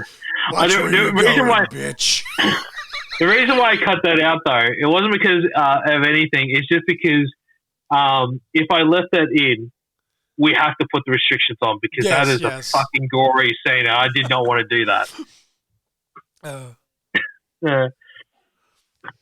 Sorry, what was the question again? It was just like, what's your favorite thing about podcasting? Yeah. But I think you kind of covered that amongst all of that. Yeah. But hang on, but if I hadn't done the podcast as well, I wouldn't be working in wrestling too. Like, this is actually a good segue because I think that's Mrs Crossfire's next question. Yeah, it's like moving back to some wrestling. How did being a commentator for Alpha Pro Wrestling come to be? So excellent segue straight into what you were about to say, DBC. So depending on how you want to look at it, I'll just keep it short and brief. So so when I had Conflict Axiom on, the boys were we were laughing so much and we were having such a great time. Chris Law was saying how much the locker room actually appreciate everything that I had done with the podcast and some of the people I had on the show already, and they said, "Yeah, you'd be great if you ever wanted to do like sort of stuff that Mark Henry was doing, back when Rampage was good, where he would actually interview people before the main event." And I had a long think about that, and I was like, I really like to do that, but I'm really fucking nervous to do this. Halfway through the next 2 months, I believe, I would see Jason Crash and now Valiant, I always called Kid Valiant just then, were feuding on social media, and because I knew there was a lot of tension, but I didn't realize it was work. I messaged Crash and I said, "Hey, is everything okay with you and Kid Valiant? Like, because it just looks really, really heated." And I shit you not, this is what he said. "Oh no, it's all good, bro. It's just me and KB just talking shit. We love talking shit to each other." Oh fuck! Oh thank God! I don't know. And we were talking for about half an hour. We just sort of texting back and forth. And I was like, I really thought that was real. He goes, "Oh, really? Like, oh, thanks, man. Like, we want to make it feel real." And in the back of my mind, I kept thinking of what Chris Law was saying to me. I was like, yeah, that's actually really good where Mark Henry was, interviewing everyone doing that before the main event. How can I exploit this? And then I can't remember what I was watching on the or at least at that point, the WWE network, because we don't have it here in Australia anymore. Something from the 80s, and I was like, wow, they used to do this, but how come no one's doing this anymore? You don't see this on television or anything, or even in Australian wrestling. So I messaged both of them. I was like, "Hey guys, have you ever thought about doing a work shoot, between you guys?" And he goes, "What do you mean?" So I laid out the whole concept I wanted to do, which ended up becoming what it's called, Heat. Immediately they jumped on and like, "Oh man, this sounds fucking awesome. Let's do it." Fast forward a few weeks later, we get it done. Mind you, that shoot was so hard to film because we couldn't stop laughing all the way through. Because there were times where we had to stop because Crash goes, "Oh, KB, I'm really sorry. That really hurt." He goes, "No, let's go even fucking more." And then, KB would say, so he goes, "Oh, dude, I didn't mean that." He goes, "Oh, man, just really lay it in me. You're laying in me." And so we do this amazing episode of Heat, and I wish I got to film the outtakes. There was more outtakes that, unfortunately, because like after I filmed it, I stopped and we're just talking off camera. It's fucking hilarious. I ended up doing another episode with Valito and my cousin Adam, and that was just if not another great episode. Again, if you ever see Adam Crowe talking and being very animated, it is very hard to keep a straight face. That's for sure. So the next few months, I'm doing more interviews with multiple wrestlers. Start doing reaction videos as well. I get a message after God, I can't mention the Grey without thinking of Hugh Sands going fade to Grey. And Mason Stone thingy. Yeah. Mason. I can't be the 71-year-old man. Heart, Stone, something crap. I'm shit. Yes, Mason Stoneheart. The fact that he's wrestling George Julio is fucking cool as hell. Continue. So I'm doing an interview with them, and on the same day, I saw a post saying Alpha Pro Wrestling is coming back, and I'm thinking, I kind of know and heard of this promotion, but I don't know anything about it. And I see that Tass has liked it because I've been friends with Tass for a few years at this point. Manos, when are you going to come on the podcast, bruv? I've been asking. He's a very busy man, though. I'm talking to him later tonight anyway, so I'll ask him for you. We need to book him in. So I only recently added him on Facebook because I've known him for a while, but I just we just weren't Facebook friends or anything like that. By the way, on Facebook, if you add me, Just be aware, I don't actually use Facebook anymore unless I'm plugging the show. So I don't generally add people I don't know. So, but if you do, just remember I don't actually do anything on it. And I asked Hassan, or Manos, what's going on with Alpha? Puts his hand over it. Well, I don't know. I'm like, the fuck, And in the midst of this, Adam Crowe, my cousin, he's messaged me and he said, we need to talk. I'm like, I'm just doing an interview with the Grey. Can I message you back? I'm like, okay. And he's like, yep, that's fine. Finished doing the interview, and I after this, I said, I've got a message from Adam. He goes, okay, and Manos just gives me a wink. I'm like, the fuck? And I hang up. I'm like, okay, what's going on? Adam's, give me, it said to me, we see that you, love wrestling that much. I'm like, yeah, of course I do. He said, can I give you information to Mike Manson? I'm like, who's that? And he goes, he tells me what's going on, and he tells me who Mike Manson is. He goes, oh shit, I remember this guy. Mike messaged me and says, have you ever thought about doing commentary? I'm like, no. I mean, I can do backstage interviews. I think I'm good at that. He goes, yeah, well, we kind of want you as a commentator because we can see your passion, especially when you do reactions. I'm like, all right, I'll give it a shot. And then all of a sudden, I go to the press conference, which was, I think it was like 3 weeks after this. So we did a press junket at the public market the week before we had the first show, and immediately fell in love. And I got to thank everyone who. I always say this on the broadcast as well. Everyone who supported me and because it wasn't just Adam, because Adam was always gonna, pushing me to do stuff. There was multiple people involved that wanted me to be part of Alpha and to do this, and can't think of enough.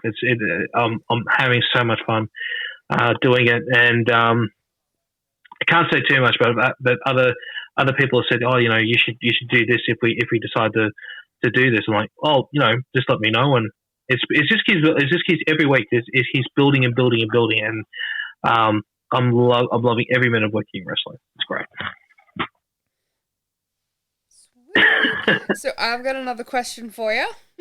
Yeah. So on that same note, what is your favorite match of all time, both that you've seen on TV and that you've seen live? Oh, Jesus. Because someone asked me this the other day. When it comes to all-time favorite match, it's not the best match, but it's always the one that's always sticks in my mind because I've watched it that many times and it's just for one particular spot. So it was from Backlash in, I think it was 2006.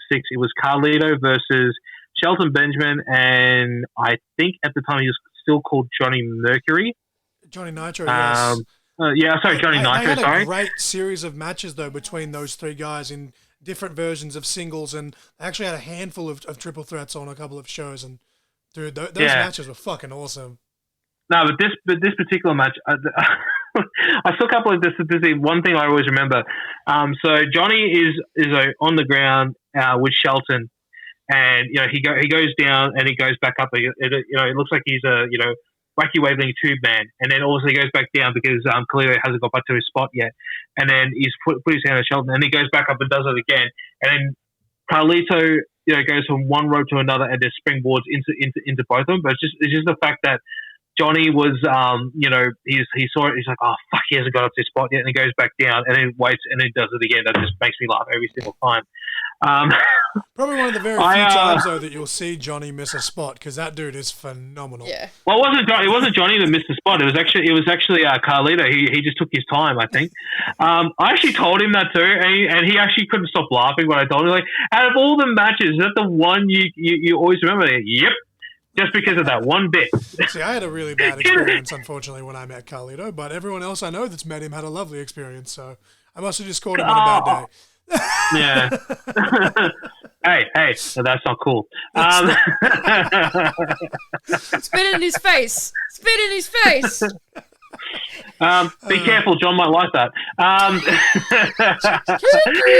Jesus Christ. We're going off the rails. We're going off the rails. If there's always if there's one I've seen in live, there's so many, but I'm trying to think what's one recently.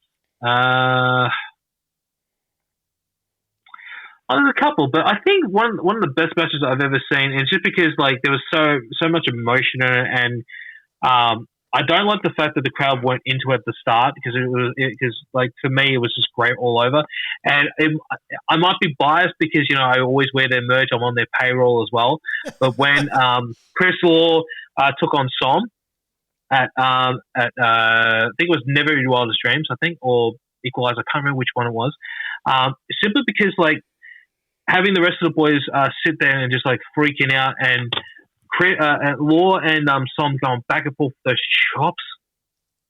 Oh God, it was shout out to brutal. all members of Conflict Axiom though. All of them superb, fabulous professional wrestlers, and thank you to James Marshall for the little shout out actually on the episode that he and DPC just did with saying that he thought I was a lovely person and he missed me, and not very many people from that era of wrestling that I knew would say that about me, so I appreciate that. And I'm wearing a lovely Conflict Axiom shirt, as we can all see. Hey, there's no video of this, so they can't prove I'm not wearing it. I mean, if you watch almost any like Reaction Wednesday video, he's almost always got the Conflict Axiom shirt on. So. Can I just reveal a little behind the scenes secret about that? I'll be fat at honesty. Not only do I love Conflict Axiom, that is my favorite shirt of all time. It is an awesome shirt, though. It's so simple, but it's just. Because I cop a lot of flack because they're like, oh, you're just doing it because they pay you. God, I was wearing it long before I even did all that. Like I can't remember which episode they bearded in, but I was always wearing it. I'm always wearing Conflict Axiom stuff because it's fucking cool. That's a cool. But the other match, I can probably say was really great. Again, not being biased, but it does involve the boss again, Chris Law, when he took on Savannah Rowe at Breakout. That is easily one of the most brutal matches I've ever seen, and I can't believe how amazing Savannah is, and just like. Yes. I cannot wait until her match for Extreme Capital Wrestling Electric Boogaloo is announced. I haven't even made the. No, sometimes it really gets under my skin when a lot of other big names get thrown out there, for Australian wrestling or Victoria wrestling. I'm just like, do you realize how fucking amazing Chris Law is? And this is not me kissing his ass or anything. I fucking love Chris Law. I would honestly, I'd put him against just about any talent in any promotion, not just in Victoria but Australia. He's just everything he does is. I've never seen him have a bad match. I've only seen a handful of his matches, but anytime I've seen his full matches or clips on social media, I've never seen anything bad from him. And that, he's been around for a while, so that just goes to show that, not to say that he's old, Chris Law. I'm currently medically unfit, so don't beat me up. But he's been around for a while, and I swear every time I see him, he just gets better, and it's just ridiculous. Where's my phone? I'm going to make sure that I text Law and tell him that you said that you think he's old. But I mean, you know what I mean, though? Like, he's been in the business, especially like wrestling is a fucking hard business. I think from memory, he's a 20-year veteran now. I think from memory, he's got to be close to 20 years, and the fact that he's not only stuck around. Like, there's a lot of people that claim to be veterans just because they've been around for 10 years. It's like, well, you've still only had like 40 matches in 10 years, so shut up. Chris Law's a guy that could get booked every other weekend in Victoria if he really wanted to, even with all the political bullshit. He is just that good. And 20 years is 20 years, but in wrestling years, you might as well double that, like from a regular job. Honestly, it's. If there's another match I can recommend, I can't remember which event it was. I just remember that it was the first time I ever got to see something like this in real life. It was a two ring event at PCW. It was Touch of Class, which was Daniel Swagger. I think he dropped the D by this time, so it was Tricky or Tricky D, and it was Nate Cross, and they took on Supremacy. I was just trying to remember because their song was from Muse, which was Mark Cage, Tone Philippe, Chris Trio, and Nash Archer. may not be like when it comes to actual wrestling ability, it may not be the best one, but it was the most fucking entertaining 20 minutes you're ever going to watch, and it is available on the PCW that's what network. I'll always fucking come back to, though, is I'll never claim that I was a great wrestler, but if I didn't entertain you, there's something wrong with you, because... Well, I've told everyone who I've known that were in that match, I've told them that's hands down my favorite PCW match of all time. Like, I had the good graces of being there. I actually filmed something that I never released because I used to on my actual personal Instagram, I used to put little clips of what I've taken when I'm there. They purposely told me not to post the endings of this one, and I had the ending of that one. But there was this little bit where Chris Trio kept getting repeatedly hit in the head, and he falls right into the middle of the ring, and that was his whole shtick through the whole thing. And that's the only thing I really, really remember completely vivid in my head is when he gets hit, goes right into the ring, and all you hear is in the video is me going, "Oh, poor Chris Trio." Oh. Sorry, Chris. I love you, bud. I don't know what was going through my mind when I recorded that. I think I showed it to him. I told him. I'm pretty sure I told him this, and I sent it to him. And he's like, "What's wrong with you?" Yes, that's what I wanted. Sorry, ADHD.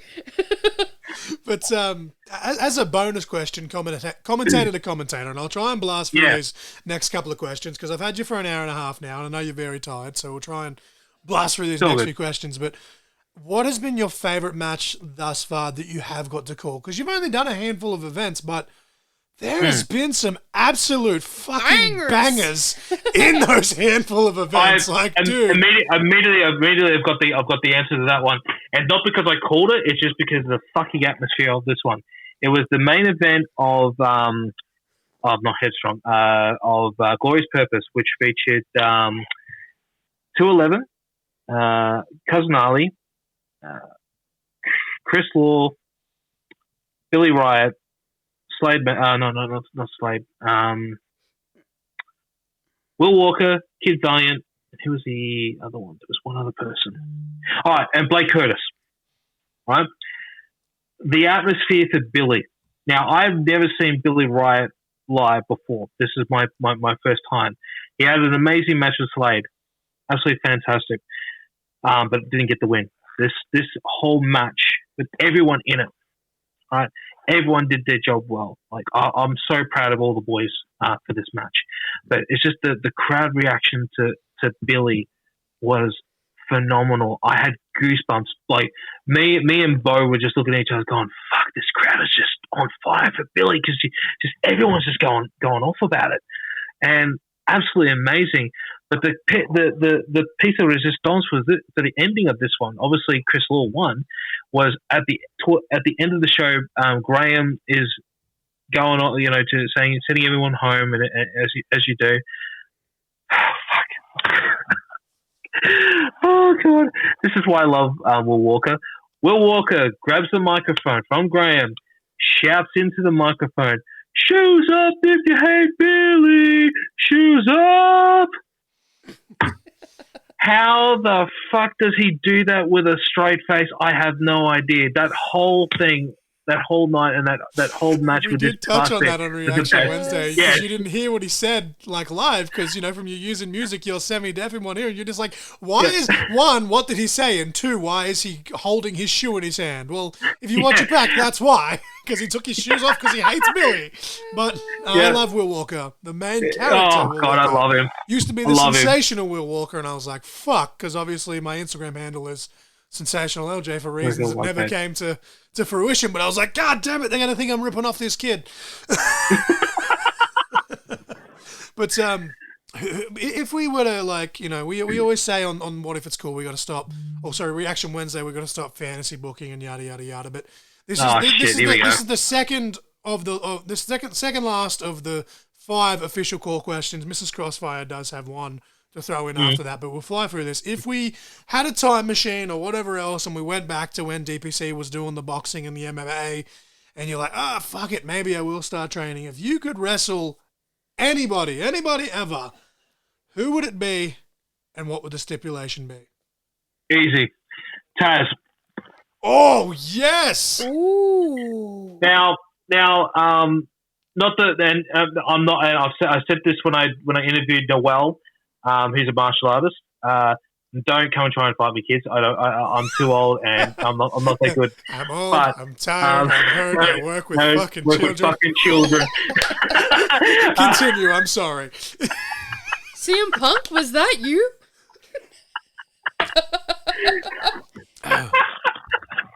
Taz, that's a good shout. Well, okay, so Taz was one of my all-time favorite wrestlers, because, and I'll admit this, out of every kind of wrestler out there, I am a submission guy. I'm a wrestler's wrestler. I love this. Because by the time this episode comes out, the episode with who I'm about to say, I'm not going to reveal it yet. We talked about this because it turns out we both love this, and after we finished that episode, we would talk for hours about submission wrestling. I love Taz's whole shtick in ECW. His WWE stuff, but if you go back and watch his stuff with like Bam Bam Bigelow, we just, because obviously you and I need to get around to watching that Harley episode, but Mrs Crossfire and I, we're going to be doing a Dark Side of the Ring season 4 review, and I'm probably Taz versus Bam Bam's most likely, one of their like 2 or 3 matches they had, is most likely going to be the match of the week for that episode. But even just seeing the clips in that Bam Bam episode, because Mrs Crossfire, that's some of the very few things that I haven't shown her yet, is the ECW stuff. She was popping so hard for that, like when they've gone through the ring, and then like they followed it up. They're like, well, how do we top this? And then they go through the stage, and it's just dude, like. Well, me and cousin Ali and Emilio, we had a long chat about that particular match, because it was just absolutely fantastic. But Ali had mentioned a match that it wasn't even a match. It was just kind of like, oh yeah, it's like the Master Lock Challenge on with Chris Masters years ago. But the franchise Shane Douglas, who another amazing wrestler, heavily underrated, one of the greatest heels of all time. I don't care what company, like where in the world. Yep. That dude, like legitimate riot police walking him to the ring in ECW so he didn't get fucking stabbed. If you guys have never watched the documentary Forever Hardcore, which is actually available on YouTube, I need to show. I've watched that probably 5 or 6 times. It's basically what the rise and fall of ECW, which is still a good documentary, should have been, but they just no filter, no filter. Oh no, the one reason why I will put the rise and fall of ECW over Forever Hardcore. Forever Hardcore, simply because the footage that they're able to showcase. The fact that they showed a lot of that uncensored as well, though, was really unlike WWE at the time in that mid-2000s. Exactly. I'll have to show you both of those, actually. Yeah, no, but you're going to love both of them. Yeah, because they're absolutely amazing. Just a little, we've watched a few ECW matches, because I remember you were having a conversation with Joel Bateman. Yeah. So I basically said, hey, because you're a massive ECW mark like me, can you just break down what would the... And he basically went, look, this time period isn't that good, but this match and this match. And I was like, no, that's fine, because a lot of the stuff he said wasn't good. I was actually enjoying just because of the character work, but that's neither here nor there. I'm still kicking ourselves that we didn't, save up and buy that, because someone had Mikey a box J set. was selling a massive box set of the old ECW hardcore TV on DVD, and I was like, man, if I didn't have medical bills, I'd buy that, but I'll pass. And I was like, fuck. Yeah, I would have loved that. I would have loved gotten that myself. No, but the one I'm talking about, it was technically a match, because Taz challenged Shane Douglas. Basically, he was saying that he could make him tap within 5 minutes, and it was actually that little clip that was actually in the ECW 107, the very first one, is pretty much the match I'm talking about. That single-handedly, for me, is what made Taz, because I never thought, at least when I was a kid, because I saw that clip. I think I was 16, 17. Someone showed it to me, and I never thought that a chokehold like that could actually be deadly. And then I did a version of it to a mate, and it He's like, oh, that's really joking. Can you get it off? Like, okay, yeah, cool. And that's why I love Taz. But I would love to have an ultimate submission match with him if I was to go that, maybe like a best of 10, submissions. Because like it's something that it's very rarely done now. Submission matches. I can in think wrestling. of one actual ultimate submission off the top of my head, and unfortunately, it's Kurt Angle versus Chris Benoit, so it has been kind of put down. It's been about 2003, I believe. That was the last time there was one. Hidden, but for those who aren't aware, it's essentially an Iron Man match, but it's submission only for a however long the time period is, or however many falls it is, depending on who's doing it. Oh, actually, no. There was actually a second one. It was Shawn Michaels and Kurt Angle. I think that was at WrestleMania from memory. No. I think that was the last one. They did there was WrestleMania, then they had Vengeance, and then the rematch. There was an actual. It was meant to be an ultimate submission match. I think that's what Kurt challenged him for, but it ended up just being an Iron Man match.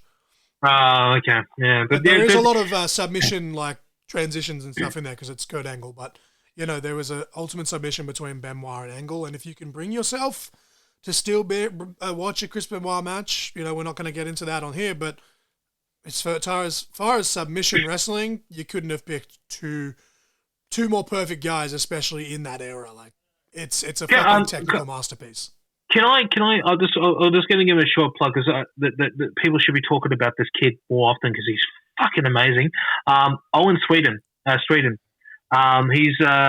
mainly does GPW here in GPW. Race. I've already forgotten what it is. But he's also done TCW in Tassie. Yes. Oh God, this kid, his submission works and everything is just fantastic. I'm such a big fan of him now. That's some of my favorite stuff, like Dean Malenko, like shit like that. It's fucking. It's a masterclass. Like it really. Malenko. Jushin Thunder Liger in his early days as well. Friggin' even oh my God, what's his name? I don't think his name is WCW. Dave Taylor. Yes. He used to British style. Yes, like it's just. Man, your Fit Finleys and your William Regals, and like, you could sit here and make a talk for another fucking hour and a half. Even Finley, like a lot of people like to shit on Finley, because of his run in the later half of 2005. I feel like that was probably his best run, though, was in terms of overall. But if you really want to watch why he became who he was, go back and watch that WCW stuff that he had with Lord Steven Regal. And like the stuff that he did, like if you can get a hold of the stuff that he did, like in the UK and stuff with the British rounds, it's just a technical fucking. I just miss fucking NXT UK. I miss when wrestling was wrestling. Because like we used to watch a lot more technical stuff than it was on NXT UK, and it was fucking phenomenal. And now it's just they said they were going to do this NXT Europe thing, and then COVID's just. Yeah, I feel like it's starting to like the technical wrestling's still there, but it's fallen back a bit. Taking a back seat a bit. But yeah, I think we should keep moving because we're going just a little under 2 hours. We'll try and keep this at 2 hours because we don't want to hold you too long. I should also point out I have not had dinner yet. So I am so sorry because we're probably going to rant for half an hour with the WrestleMania. So. No, you know what? It's okay because I'm having fun, and that's all that matters. I honestly didn't even realize we'd been talking so long until I looked over and was like, "Wait, there's no way it's." Yeah, because usually we have our eyes on the time. We started this at 7:30. It is now 9:14. It literally ticked to 9:14 as I said that. So it's about what? Yeah, but you realize you're talking to me, and whenever we do Reaction Wrestling Wednesdays, we're usually talking between an hour and a half to 2 hours. So I'm not surprised. Yeah, well, I'm supposed to be the level head, and I'm just taking you on more tangents. Minute 40 that I've got to trim just before we started when we were just doing a quick sound check on that. But I'll let Mrs Crossfire get to her last question, and then I'll cap it off with the non-wrestling question and wrap it up in a nice little bow. And it's probably going to span another 15 minutes because I did it specifically to pop you. But Mrs Crossfire, if you'd like to continue this conversation. So here's a tough one. Here's a tough one before John asks the final question. Official question, whatever. Reading your words here. If you could be on commentary for any match in history, what would it be? Oh God, I already know it. I was thinking, oh my God, you know, I'm gonna struggle on this one. I know exactly the match I wanted to because it's one of my all-time favorite matches too, and I can't believe I didn't say this before. Randy Orton versus Kurt Angle from ECW One Night Stand 2. Oh, bro. See, everyone like shits on the 2006 version because obviously it did pale in comparison to the 05 one because it was very WWE heavy because it was the relaunch of ECW, which was going great until Bob Holly cut his back open and the network said no. But hey, as I've said on many times on the show for other reasons, #fuck Bob Holly. Anyway, I'm sure Bobby would love to hear those words from you. Bob Holly, that all was John L. Crossfire. Fuck, I feel like I'm doing an episode of Reaction Wrestling Women when I share shit like that because I'm looking right at the camera, realize I went on camera. No, but like the crowd for that match. Like, this is peak, like, you know, he's just kind of semi in between the Legend Killer run and Viper run. He's at that awkward stage as Orton, but he was so over as a heel, and obviously being the WWE guy, and they're like, he's a pussy, clap, clap, clap, and then puts him in the ankle lock, and they're like, break his ankle. Ankle. But no, but it's actually not that bit that always lives right in front of my head. It's actually when Angle was on his back, and he just started slapping him like. And he's slapping him for real too. Like he's just brushing the shit out of him. Like I still remember playing with some of my siblings, and I remember I did something very similar to my second youngest brother. And I remember he got up because, unfortunately, he's a little bit stronger than me. He got up, and I just remember seeing his face, and he gave me the biggest knock to the jaw. Yes, Dean, I remember when you did that, you bastard. I was only joking around. But no, that's actually a good one. It's one of those ones where it's kind of obscure, and it's not like considering the ability of both those guys, not the greatest match either of them had. But given the atmosphere and the story and the job that they both had, like Mrs Crossfire has seen all of ECW One Night Stand 05. I think the only match she's actually seen from 06 is the John Cena RVD match. And we may have watched the 6-man tag with Edge, Leader, and Mick Foley versus Tommy Bueller and Terry. Yes, I'm pretty sure. Yes, but we haven't. But she hasn't seen the entire show yet. We'll get there eventually. But like, dude, that match is hard to watch for the last 5 seconds of that one because I love Edge. Don't get me wrong. I love Edge, but no. The fact that he literally went from that though to them wanting to kill him to half of it, like an hour or a half, whatever later, to chanting "Thank you, Edge" because he cost Cena the match. The nuclear heat to like the nuclear praise was just insanity. But that's a good one. How about we just give Joey Styles and Taz the night off and put me and DPC on commentary for the entirety of ECW One Night Stand 06. We're just getting a time capsule. Taz can do his little 10-second match with Jerry Lawler where he chokes him out because he can't take bumps. You know what you do for a Reaction Wednesday? It's going to be a very long Reaction Wednesday. You just mute the commentary and you just commentate the whole fucking thing. Look, I mean, if DPC finds the time, we could do an episode here on fucking Holding Conversation where we literally just, maybe not the entire show, probably fast forward through like some of the segments and entrances maybe, but hey, I'll do a watch along of a match or two. Like I did a full like 50-minute watch along of one of the King of the Ring specials because I had nothing planned one night and I was just like, fuck it, let's just, and I literally was talking about like the X Division, so I literally called the episode Option C, All Hail, because it was like a little bit of TNA talk and then it was into the thing. So it was like I had no idea what to do, so I cashed in Option C basically and threw an episode together, and it was talking about King of the Ring. But yeah, we could do that eventually if you want to do that. That'd be cool. As long as I'm not too busy, I'll definitely do it. That's what I mean. Like that's what I said. Like if you can find the time to where you have like the 2.5 hours or whatever to sit down and just fucking boom, boom, boom. Like I'll do it. I don't care. I had nothing better to do right now. But before we go into the plugs and yada yada yada, I have a non-wrestling question, but in true What If It's Cool / Holding Conversation fashion, I've broken it into 3 separate parts. You may have the same answer for all 3 parts, but I tailor these as best as I can to my guests. So my question for you, biggest question I've ever asked you is A, what is your favorite Disney movie of all time? B, who is your favorite Disney character? And C, who is your favorite Disney princess? Oh, Jesus Christ. Disney! I had to throw it. I had a feeling. I had a feeling this was going to be it, and I didn't fucking prepare for it as usual. And that's what I go for. You know, I love it when John does the Muttley laugh too. Yes. So gun to my head, favorite Disney movie, probably. Oh, man, what do I even have to bloody think? Treasure Planet, easily. That's my favorite. Okay. Yeah. Okay. Favorite. What was the next one? Because I remember favorite Disney character. Oh, hero, villain. I don't care. Like, just which character do you relate to the most in the infinite fucking universe that is growing, that is Disney? Oh, you know, I was about to say, because it's technically part of Disney because it's on Disney Plus. I was going to say Goku, because Dragon Ball Evolution's on there, but then I realized it's Dragon Ball Evolution. If it's gonna be like that, I'd probably say, and you can throw Pixar in if it helps. Or Darkwing Duck, excellent. Darkwing Duck. Because you know, I'm one of the very few people that actually remember that and actually watched the entire series of that. I watched that as a kid. I have not watched it in probably about how old am I? Same. 29. It I probably still haven't holds watched up it in about 20 Long time. years. So there you go. Still holds up. My favorite Disney princess, and I will fucking fight tooth and nails to anyone that says this is not that she's not a Disney princess. Princess Leia. See, I mean, look, on a loophole, you're right, but I don't give a flying fuck what anyone says.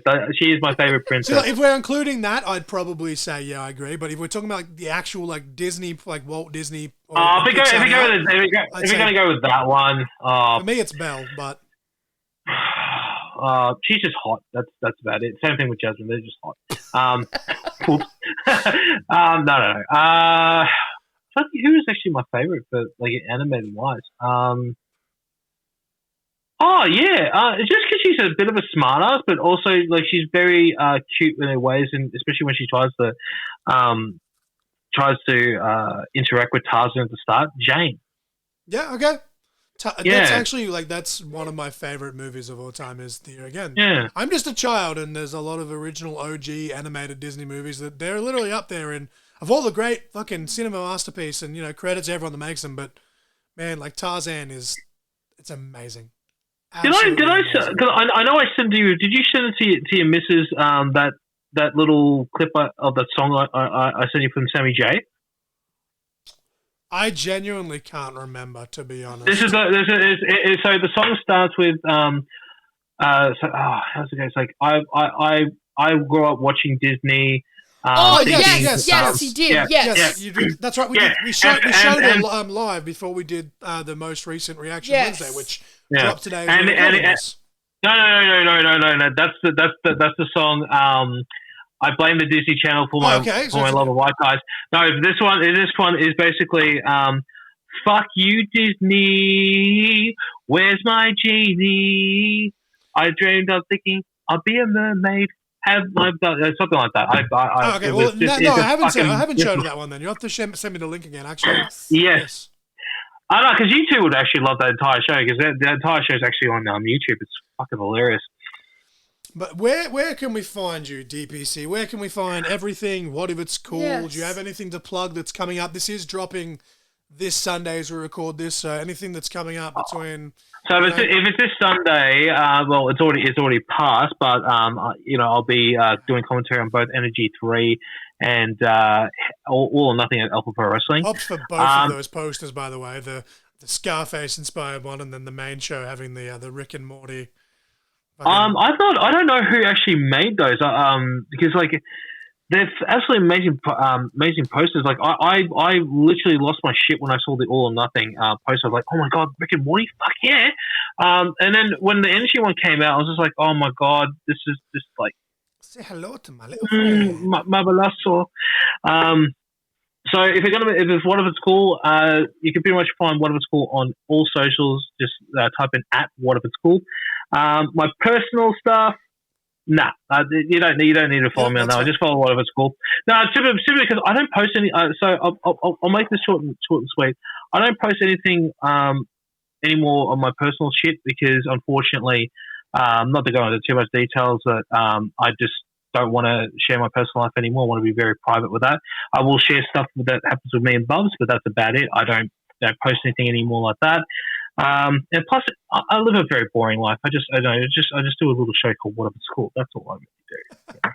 And if we can, even though this isn't Reaction Wednesday or What If It's Cool, if we can plug the official sponsor for What If It's Cool, where can we find What If It's Cool merch?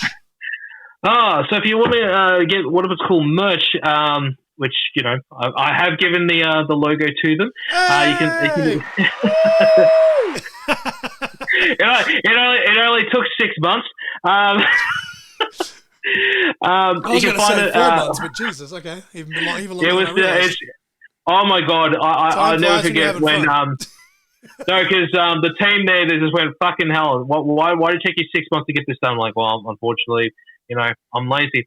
It can be, but What It's Cool merch can be found on my sponsor, Respo Clothing. You can find them on Facebook. Just type in Respo Clothing. And on Instagram. The description for this episode. Yeah. And the Instagram is respo.clothing. And they've got a lovely selection of amazing merchandise over there. Apparently you're doing some stuff with Respo Clothing too. Is that right? I don't want to make any promises because, again, it all comes down to funds and medical bills, but I'm aiming to get an order from them for the upcoming show in October, which obviously High Octane is raising money for his late girlfriend, Emma. She passed from the same cancer as my dad, so it's obviously touches my feels.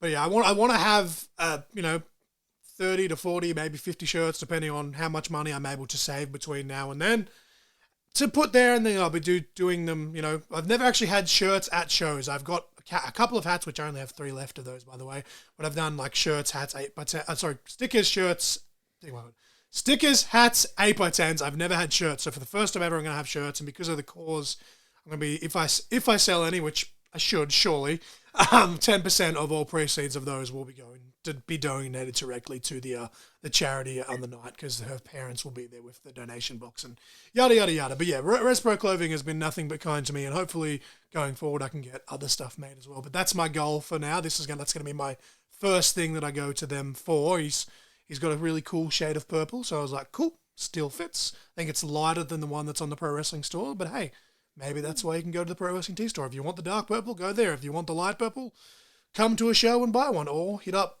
Respro Clothing once we get it rolling, Yeah, I just like that was a great impression to me of you stuffing up your lines like that, because that's usually my role whenever we're doing anything together. So thank you for that. Hashtag what are words? I came up with that. Mrs. Crossfire said that if that shirt does well, I need to do one that's just yada yada yada.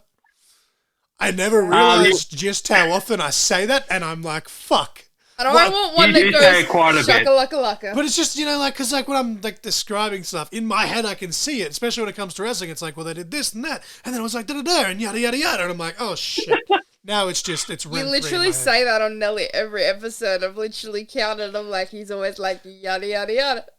You've been saying it a lot on Reaction Wrestling Wednesdays. At least the last 5, you said it a lot. It's his catchphrase. I try and stop myself from ranting, so I'm like, oh yeah, and yada yada yada. Next question, and then it goes in this vicious cycle, and I'm like, someone stop me, please. And rock and roll and all that other good stuff, yada yada yada. What a word. That's become one of my catchphrases on the vlogs now. Is just I said it one time. Another one. Sex, drugs, rock and roll. Another one that's popping up a lot is like. This, that, and third. Yeah, I said that actually on the most recent one. Well, not the most recent one. I said that on the one with Crusher. I don't know if it made air or not. But I used to always use the expression this, that, and the other. We've been watching this show called Caught in the Act Unfaithful, where it's basically similar to Catfish, but they're basically it's cheaters. It's Catfish meets cheaters, right? They've kind of combined the two, where they're straight up catching cheaters in the act, and they're all a lot of them are more African American people, and they're from the hood, and the chicks are just this, that, and the third, and 4 or 5 episodes in a row now, it's been something completely different, and they've kept using the same expression, and now it's just. Instead of me saying this, that, and the other, I've switched to saying this, that, and the third, and it's just a thing now. Hey, at least it's better than my old catchphrase where I used to say in the vlogs when I didn't swear. I used to say "what the folly" instead of "what the fuck."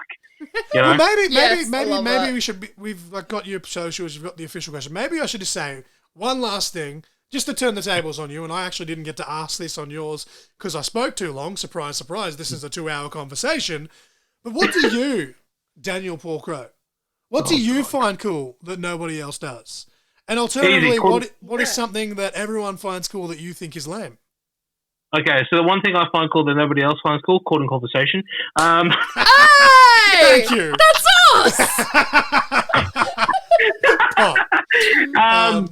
No, I'm kidding. One thing I find cool that nobody else does, I mean, there's so many things that I find cool, but I'm going to bring it back to what I said on my first episode with TJP. Downtown Abbey, easily. Like that show slaps. That actually does slap. So many people make fun of me for liking that. I don't give a fuck. Just because Maggie Smith is a fucking queen, but yes, okay. I was not expecting that, but yes. And one thing that I do find cool that everyone else seems to do, Top Gear. Like I fucking love that show so much. Like if I'm bored, I'll just put on an old episode. I don't care where it is. I'll just watch it. And it's not even just about the cars or anything, because I do like cars too. I do like Top Gear.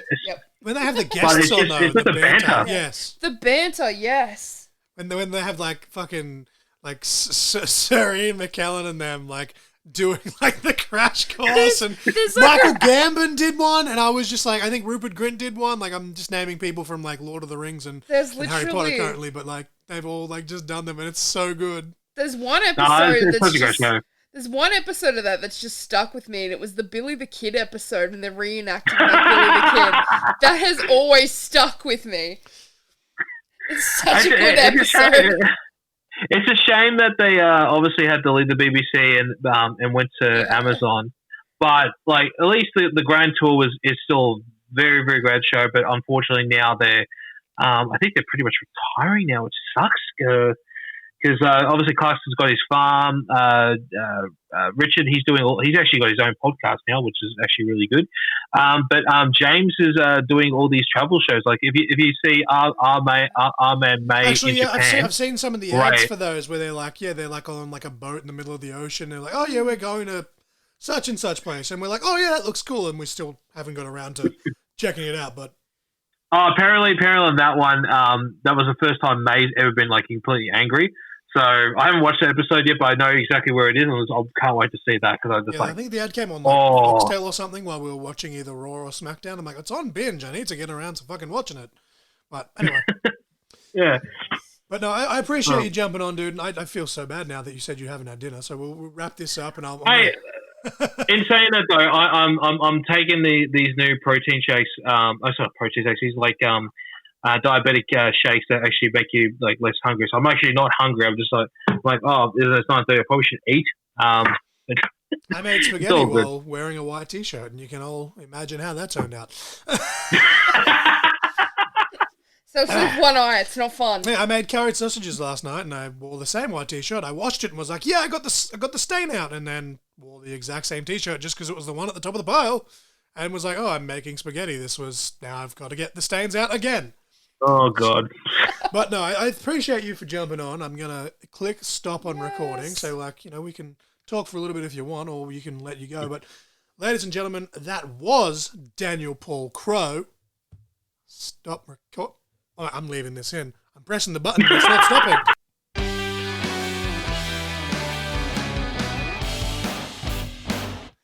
All right, ladies and gentlemen. Just like I said, surely that did not feel like a 2-hour conversation to you guys either. And I'm hoping it killed some time for you with whatever you were doing around the house. But I thoroughly, and I seem to say this almost on a weekly basis now.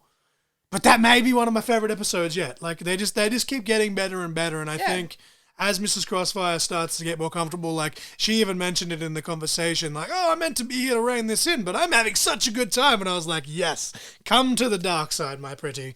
But wow, what an episode! What an episode! What a conversation for episode 100. And I think we established that like probably 5 or 6 episodes again. We kind of looked at who we had planned and what we had planned, and we were like, we could just do the Dark Side of the Ring review, like, for episode 100, or the Markapalooza that we just did with the wrestlers versus Disney, but we're like, it's got to be something good. It's got to be something special. And, as we touched on in this conversation, DPC, obviously Mrs. Crossfire as well, and there's a reason I've made you the co-host here, and you've motivated me a lot. But DPC really kicked me in the ass and went, look, motherfucker, you're good at what you do. Get back to it. So I appreciate you, DPC, Daniel-Paul. I really do. And I don't just say it just because, I haven't even met him in person, but he genuinely has become a really good mate. There's been days where I've been way far down, and, obviously Mrs. Crossfire, she's my wife. She does everything she can to be there, support me both, emotionally,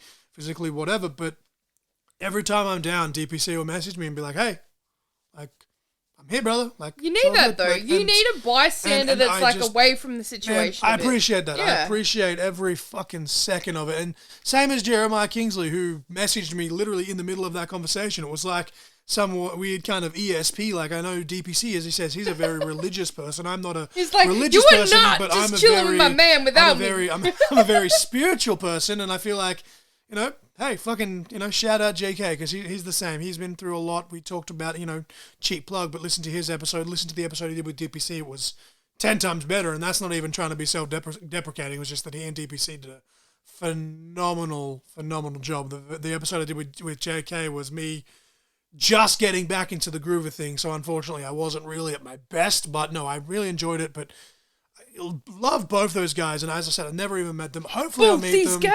Both these guys. But yeah, JK messaged me and he's like, it's been 84 years, which is funny when you think about the fact that we've never actually met, but it's just there's the camaraderie there that we've built through this podcast. But Mrs. Crossfire, we don't want to rant too long, but WrestleMania 40, DPC mentioned that he didn't really like night one at all, and hey, it's all flavors of ice cream. We both loved WrestleMania night one, and you, in hindsight, you were like, fuck, I wish I had have taken my nap during the Usos match rather than Gunther versus Sammy, because you did. It wasn't even that I picked that match either. That was one of the matches that I was most looking forward to. We'd been up very early here in Australia. And we were supposed to go to a footy game that night, which we did. But Mrs. Crossfire needed a nap before. I needed a nap because it was my first ever NRL game. Like, I need energy for this. The Raiders beat Parramatta 41-8. So, fuck you and your clap. Go see a doctor Fuck those guys. Go see a doctor about your clap. Raiders. But anyway, no, it was just a, pre-show started at 7 a.m. in Australia, and literally that was the day daylight saving ended too, so we lost an hour. So it was just that extra hour was, very crucial. And hindsight 2020, which is funny because I'll never have 2020 vision. If Mrs. Crossfire had a pick, probably would have been the Uso match. But she has said that she wants to go back and watch Gunther and Sammy. You have since watched the highlights. And it was fucking And I'm the same with night two. I had I'll say a medical emergency, but there was blood coming from areas where they shouldn't have been coming. And I missed the entirety of Bayley versus Io Sky. And the same thing, I saw the highlights, and I could hear, I was 3 rooms away. 3 rooms away, and even with all the doors and the walls, I could hear the fucking fans going, "Hey, we want some Bayley!" Obviously, shout out to the United Kingdom fans, which they've stolen that off, and there was probably, being WrestleMania, there was probably a chunk of United Kingdom fans there. But no, we'll quickly try and rapid fire as much as we can. I don't want to rant too much. We've got 2 hours and 12 minutes and change as I'm looking at this, and that's before we've added our little 30-second to a minute audio clip before our proper intro for the actual episode. But Rhea Ripley versus Bianca. Pretty fucking good. I honestly, I think it was everything. It was Becky. Oh, sorry, Rhea Ripley versus Becky, not Bianca. My apologies. I was literally picturing the red hair in my head when I said that, so I don't know why I said Bianca, but Rhea versus Becky was it was everything we expected to be. Yeah. I'll be honest, I love Becky. I blew through the audio version of her book in one day. No spoilers. I have it. You'll have to log into my Amazon to do it, but I have it there. I had a credit. I purchased it with that credit. You can listen to it whenever you want. It is also on the premium version of Spotify, but I have to wait another 20-something days before my hours reset, but you only get, I think it's 15 hours, and that's only for the person handling it. So even though I have the couple's fucking deal, Mrs. Crossfire doesn't get audiobooks on Spotify, which pisses me off. But no, the Becky one is there. You can listen to it whenever you like, because I've finished it. Phenomenal. Absolutely phenomenal. I was going to be kind of like, as a fan, I would have been a little bit mad had Becky have won just because Rhea's on a tear. But everything we expected and more. Like, it was great match, perfect match to open WrestleMania. The second match, we went straight into the ladder match, which a lot of the times, especially when you look at the card, you're like, oh, the second match isn't very important. But the way Triple H structured this entire WrestleMania from top to bottom, there was no real piss break, dare I say. Like, there really wasn't. Like, even night 2, when we get to it, match 2 should have been the piss break because it was the street fight and yada, yada, yada. But I'm trying to remember the orders of the matches. I should have done it. But the ladder match. Let's just point out, by the way, Mrs. Crossfire and I, we only had one match different on night 1. So I won that point. I won. I went 2-5 that whole night. And then I went 6-0 for night 2. So, wow. But Theory and Waller pulling down the titles. And then Waller being like powerbombed through the ladder, but still clutching the title was shit-eating heel move. I loved it. But what a crazy fucking ladder match that was. Like, all-round fun. I enjoyed it. Great. I was on the edge of my seat because I couldn't have been farther from the fucking forest. The next match Uso versus Uso, or was that the 6-woman tag? I think it was Uso. Either way, Uso versus Uso. As we said, the emotion was there, but just that match seemed to have been doomed. Like, Lil Wayne comes out. Lil Wayne. Don't get me wrong. I actually enjoy Lil Wayne's music. I really do. Some of it that but I don't Samantha Irvine is, for all of her intents and purposes, and as much as Mrs. Crossfire aspires to be like her, and fuck, as much as I aspire to be as good as her, I don't know, she's just probably been told to say this, but she goes, the greatest rapper of all time, and I was like, holy fuck, Eminem's coming out. Give us Dr. Dre, give us 50 Cent. Like, no? Oh, it's Lil Wayne. I'd argue it's probably like Biggie or Tupac, but anyway. I mean, look, apples and oranges. I'm sure there is some people that probably believe that Lil Wayne or Wiz Khalifa or whoever else are the greatest of all time, and if that's your opinion, that's fine. Fucking Snoop Dogg slacks too, Doggy Dogg. And he was basically, again, night 2 when we get to it, he was on commentary. He was literally freestyling on commentary, and I was just like, oof, because that was meant to be the piss break match for that show. And it was awesome, but yeah, Uso versus Uso. When they came out in their run-in spot, and again, this is going to contain spoilers, but you can't do a fucking review without spoilers. When they did their run-in spot during the main event of night 2, that 30-second spot was more entertaining, and with the way it was placed, meant a fuck ton more than that entire match. And I hate saying this because it feels like I'm shitting on the Usos. And I assure you, I am not shitting on the Usos. I think it's the fact that it was more that there was so much emotion and fucking like the ending spot, fucking ending spot where Jimmy almost, because we both predict, you originally went with Jay, but I told my case and I swung you, which wasn't my intention. I was just saying, hey, this is what I did. There was a great ending where super kick. Yeah, it's all well and great, but the couple of super kicks at the end were beautifully done. Like, he kicked him. Yeah. And then Jimmy put his hand out saying, look, I'm sorry. And we're like, is he just going to low blow him? Like, is it going to be a DQ at Mania? But then he come up, boom, he hit the kick, suckered him in, tried to steal the win, hit the splash, Jay kicked out, hit a spear, a la Cousin Roman, then hits his own splash, 1, 2, 3. I just feel like, and maybe this is just a me problem, but I've been saying it all along, I think Jay Uso, for the last 6 months to a year, has been the most over wrestler on the entire roster. Everyone's argued, and they've said LA Knight, they've said maybe Sami Zayn. I say, look at how they did this. Fucking Dominic Mysterio over as the most fucking. If you talk about heel, Dom is getting the loudest reactions, bar none. But on Raw, the Raw after Mania, was it Raw after Mania or was it SmackDown? I think it was the SmackDown before Mania.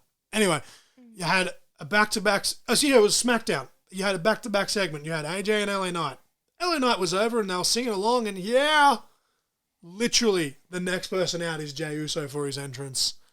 And I think Solo may have came out first. I can't remember who came out first. But my point is they were back-to-back segments. Yeah. And watch the crowd for those 2 segments and tell me that Jey Uso isn't more over than LA Knight. But I just feel like, especially from LA Knight's moving all this merch as himself. Jey Uso, the Usos have moved a lot of merch on their own right. But having to build your own identity, it was almost like a Hardy Boys situation because no one else has ever really done it. Like the Hart Foundation kind of did, but, you know, Owen then became the Blue Blazer and we all know how Owen Hart's career ended and sadly his life as well. So really, other than the Hardys, no other tag team, especially a brother tag team, has really come out and split themselves up. Like even the Young Bucks, they've tried a few times, but it's Matt and Nick. You can't separate them. And even some of the great tag teams like Bubba and Devon, who, you know, they're kayfabe brothers, or Edge and Christian. You know, Motor City Machine Guns. I'll say Motor City Machine Guns just to use a team that's not, you know, brothers. Tell me they're not brothers in real life, damn it. No, but I'll use Motor City Machine Guns as it's just for a team that's not brothers. Yeah. Chris Sabin and Alex Shelley took a long time. Like they took years, almost a decade, to really, you know, knock home that they're two separate guys. They can still go back to being single guys, even though Motor City was so good.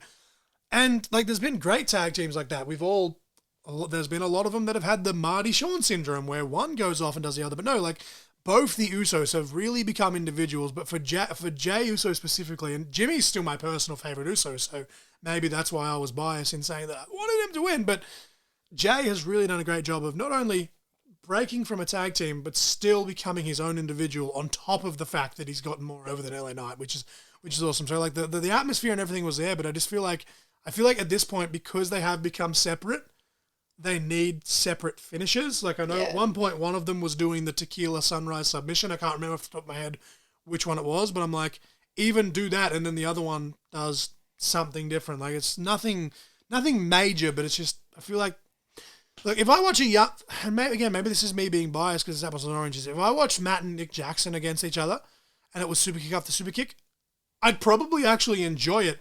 But I think the issue is, it's because I expect that out of the Young Bucks. Because they do it now just to piss off the fans, whereas the Usos, they both are capable of so much more. I think that's the point. For me, like I'm going in circles here. But. Yeah, for me, I don't want to rant on too much longer about that. But for me, I think it was just that all the pure emotion that was in all like the video packages and promos and all the build up.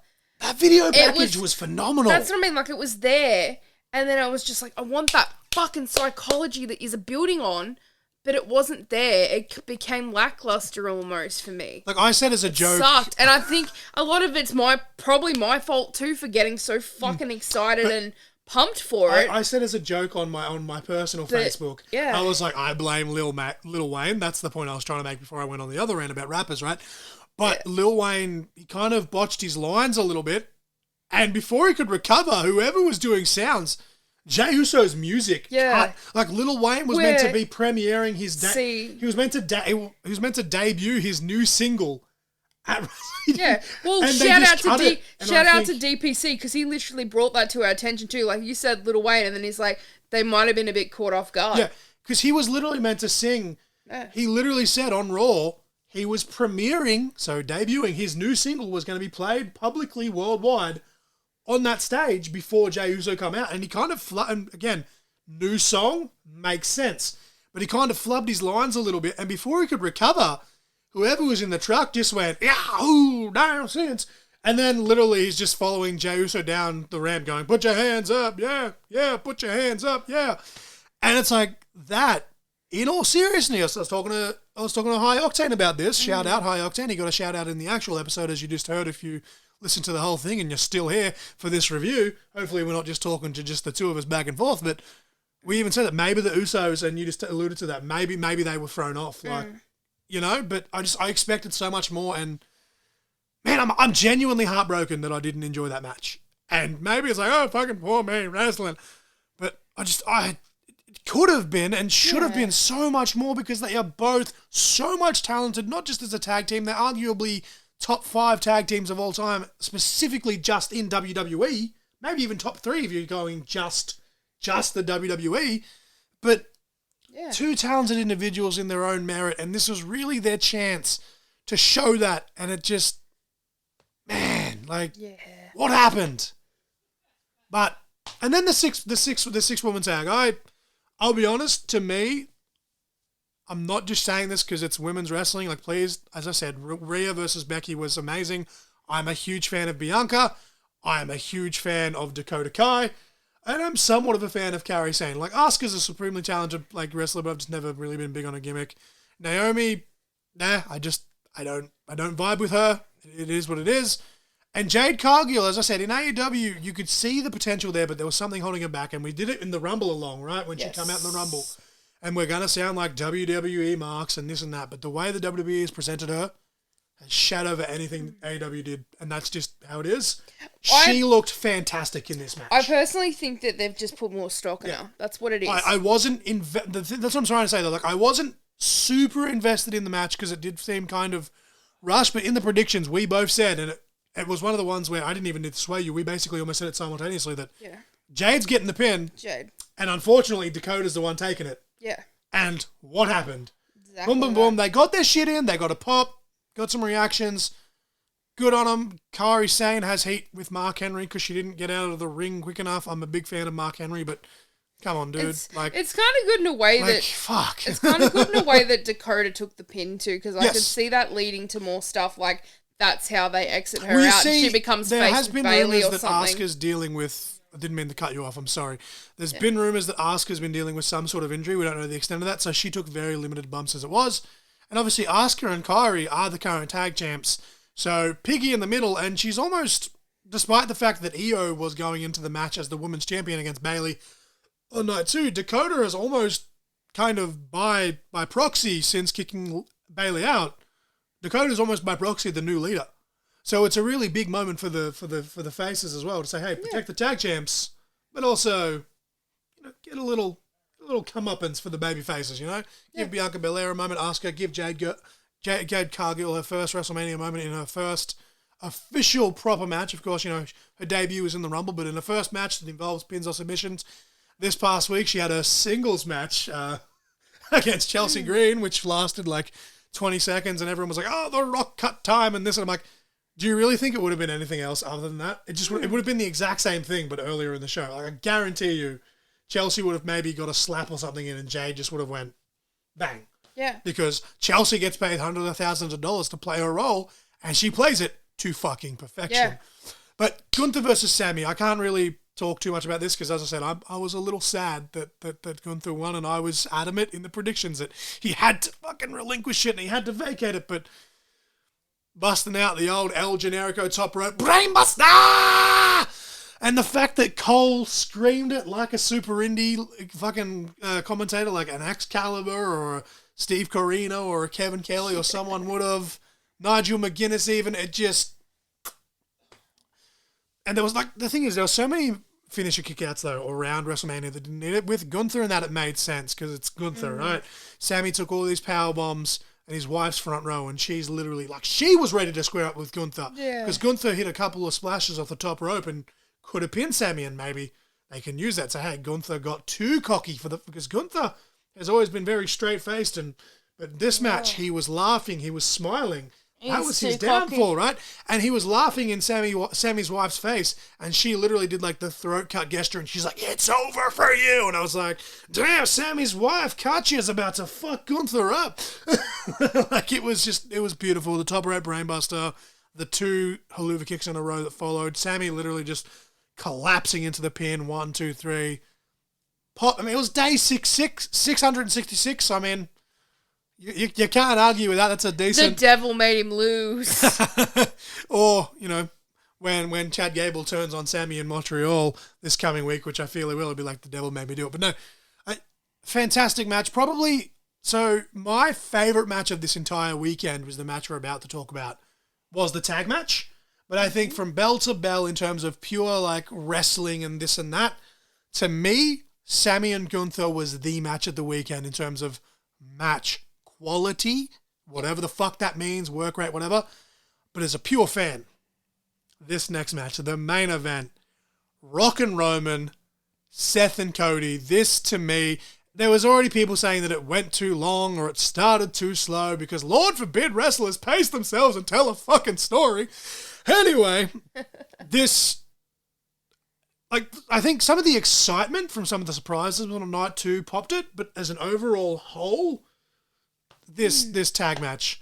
The referee trying to count them out, Rock saying, I'll fucking fire you if you keep counting, and then just like lobs shit at people's head and looks at the ref like, doesn't even have to say anything, and he's like, puts his hands up, and they're like, commentators, Pat, Corey Cole done a great job of saying, well, if he's not going to count the Rock out, he's certainly not going to disqualify him. This match was originally announced as just a regular tag match, and they even said on commentary, this match may as well be Blood Run Rules. You're damn fucking right. Like, yeah. And then, Rock, people's elbow, Rock actually pinning Cody, like I said he would.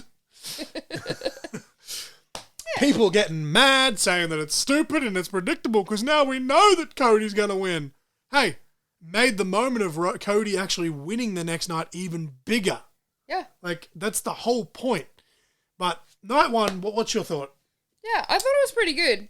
I'd probably say 3 out of 5, maybe a 3.5 out of 5. Yeah. Because from bell to bell, every match still delivered, but just that Uso match, yeah, it was good. It was still good, but it was just an episode of Raw or SmackDown. It was good, but it could have been great.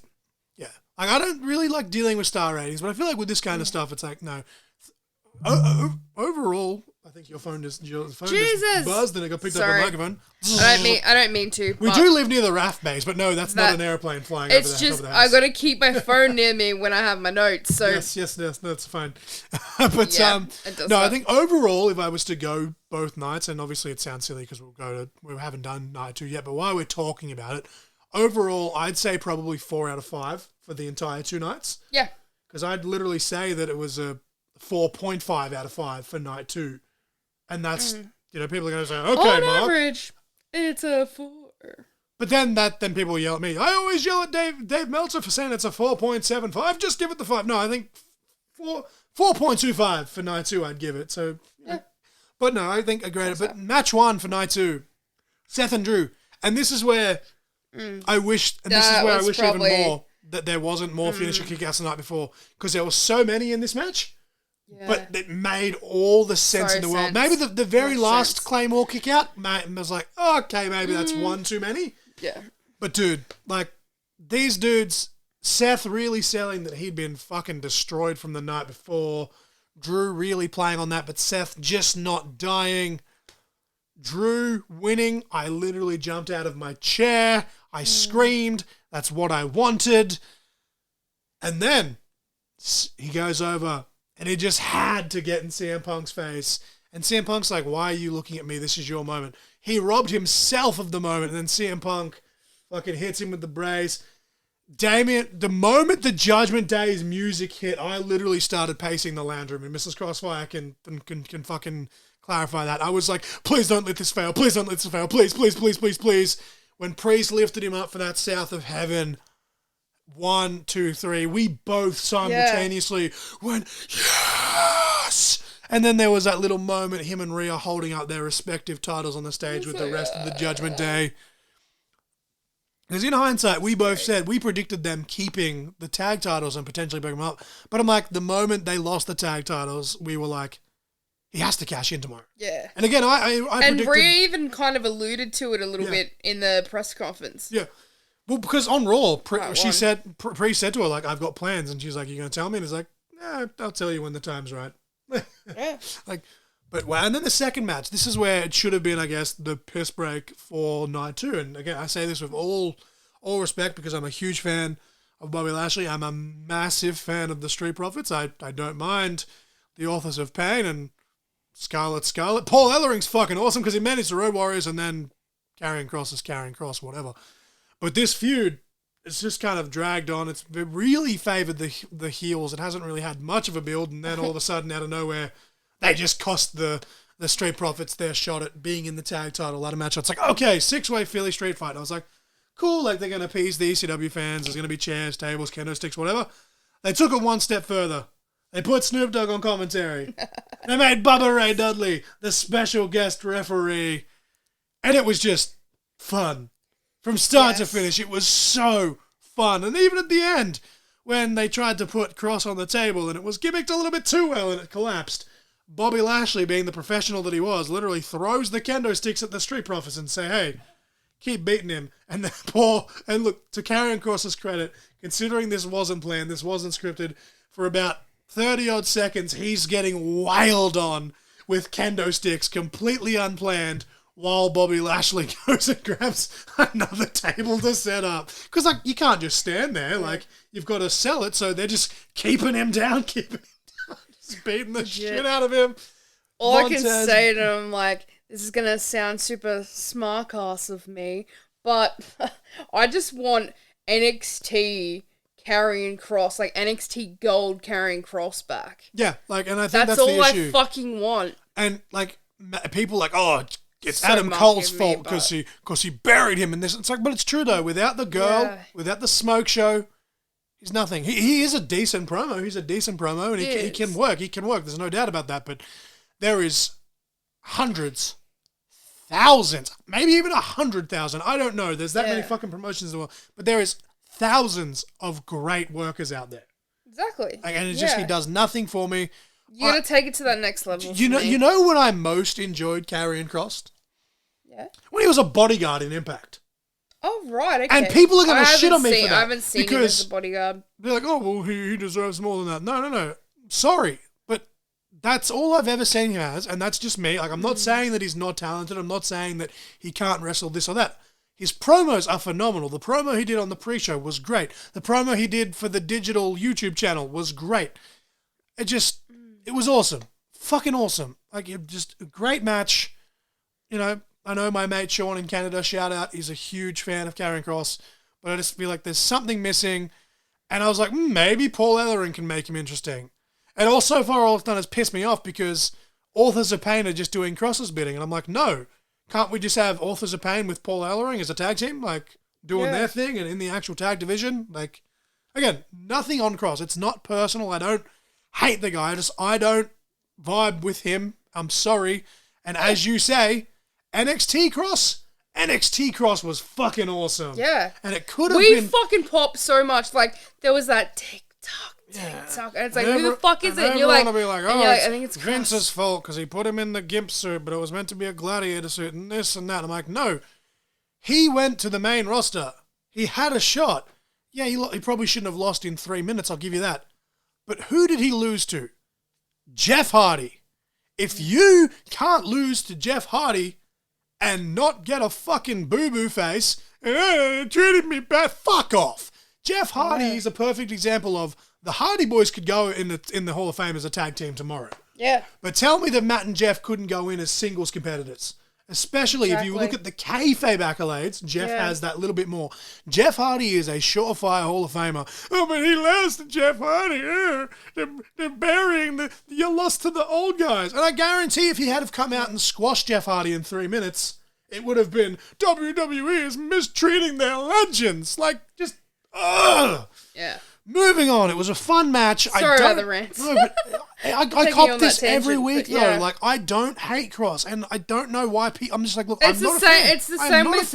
I'm not a fan of Naomi. It's the same. Like, it's the same with Punk. Like, I love Punk. You've always loved him. I want all of his merch. I want to hear him cut a promo every day for the rest of my life, but I don't want to see him wrestle. Yeah. Unless he can show... And look, the shape that he's in, the attitude that is genuinely radiating from him versus Drew probably could get me invested if the promos were right.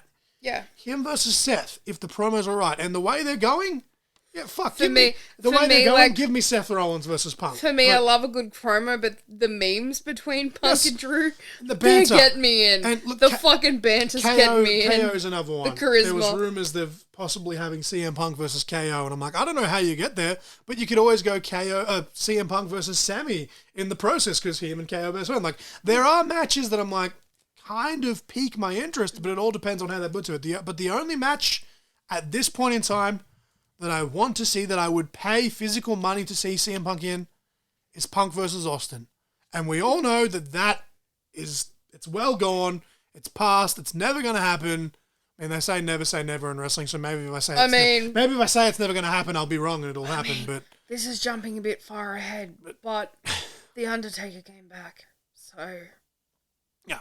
And I love that, though, as well. Taker's like, I don't want to be that guy that comes back, hits a choke slam just for a cheap pop. But I've hung up my hat. But I've hung up my hat and coat. Okay. Bike Taker. Bike Taker. But in saying that, we'll get again, and we'll cover it probably. But who did he come back and chokeslam? It was the fucking Rock. The Rock. And his thing was, to take his credit, he didn't want to come back and bury a young talent. Which is funny because of the Undertaker. Yeah. But The Rock, and he sold it beautifully. He kind of sandbagged a little bit. Taker took care of him. I think those Elvis-inspired pants were a little bit too tight as well. They were tight. But, dude, like, wow. But no, I don't hate Karrion Kross was the point of that rant. Yes. You just brought it up about the Sorry, thing. but I just had to bring it up. Because you mentioned the NXT thing, and it just... Yeah. Everyone still says, like, Vince McMahon is a horrible human being. Fucking screw him and everything he's done. But he is a creative genius. And people are just like, oh, because he's like, yeah, the last few years maybe he'd fell out of touch. But just because, he put a fucking mask on him, he ruined his career because he wore a mask. Yeah. Oh, like, no. I hate Vince as a person. Yes, but at the same time, the godfather of pro wrestling entertainment. Yeah, and that's let that sink in. And like I've always argued that pro wrestling and sports entertainment are specifically the same thing, but they are focusing more on the pro wrestling side of things, and that is why when the sports entertainment part of the main event came out, it was like, and it went off so well, and then it wrapped up with a beautiful pro wrestling moment. But no, I don't hate Cross was the point of that rant. I'm sorry. What was match number 3 on night 2? I've already forgotten now. Shit. Okay, so we had... I'm ADHD. I'm not even going to remember. We went Drew versus Seth, Authors of Pain street fight. I'm just going to jump to the next match, which was Bayley and Io. Tell me what... Because as I said, I missed it due to medical issues. We'll leave it at that. You can use your imagination. Watch the highlights.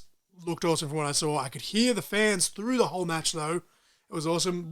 Take it away. What did you thought of Bayley versus Io? Was it missing anything? Did it need something? I feel like was it too much? Like no, I feel Bayley's entrance was awesome. I saw her entrance, and then the gear was fucking down. Awesome. The Egyptian. But I just felt like it was actually pretty fucking good. I don't feel like it was really missing anything. I'm just trying to remember back because my brain and shit. I'm just forgetful with shit. But yeah, I felt like it was pretty good. Okay, well, the next match, and I'll just jump into this because it's one that I'm thinking of. Logan Paul, Randy Orton, Kevin Owens. What did you think of that match while I quickly find what the missing match is between that and the main event? I thought it was fucking pretty good. I liked all the back and forth, and I liked that they were doing kind of like bits and bobs. I'm pretty sure... I'm just trying to remember because it was like... I just got the other match, so continue. Sorry, my memory is so fucking shot. The golf cart popped me, although I was sad that Randy didn't actually do his pose while on the back. Like, obviously while it was moving it couldn't, but when they stopped... Get in, bitch, we're going to beat up YouTubers. Yeah, I had no idea who iShow Speed is before this. I'm probably not going to watch anything he does after this. I used to be with it. That RKO... I literally made that reference to you. I used to be with it, and then they changed what it was. And now what's it, isn't it? I'm not cool anymore, or whatever the fuck Grandpa Simpson said.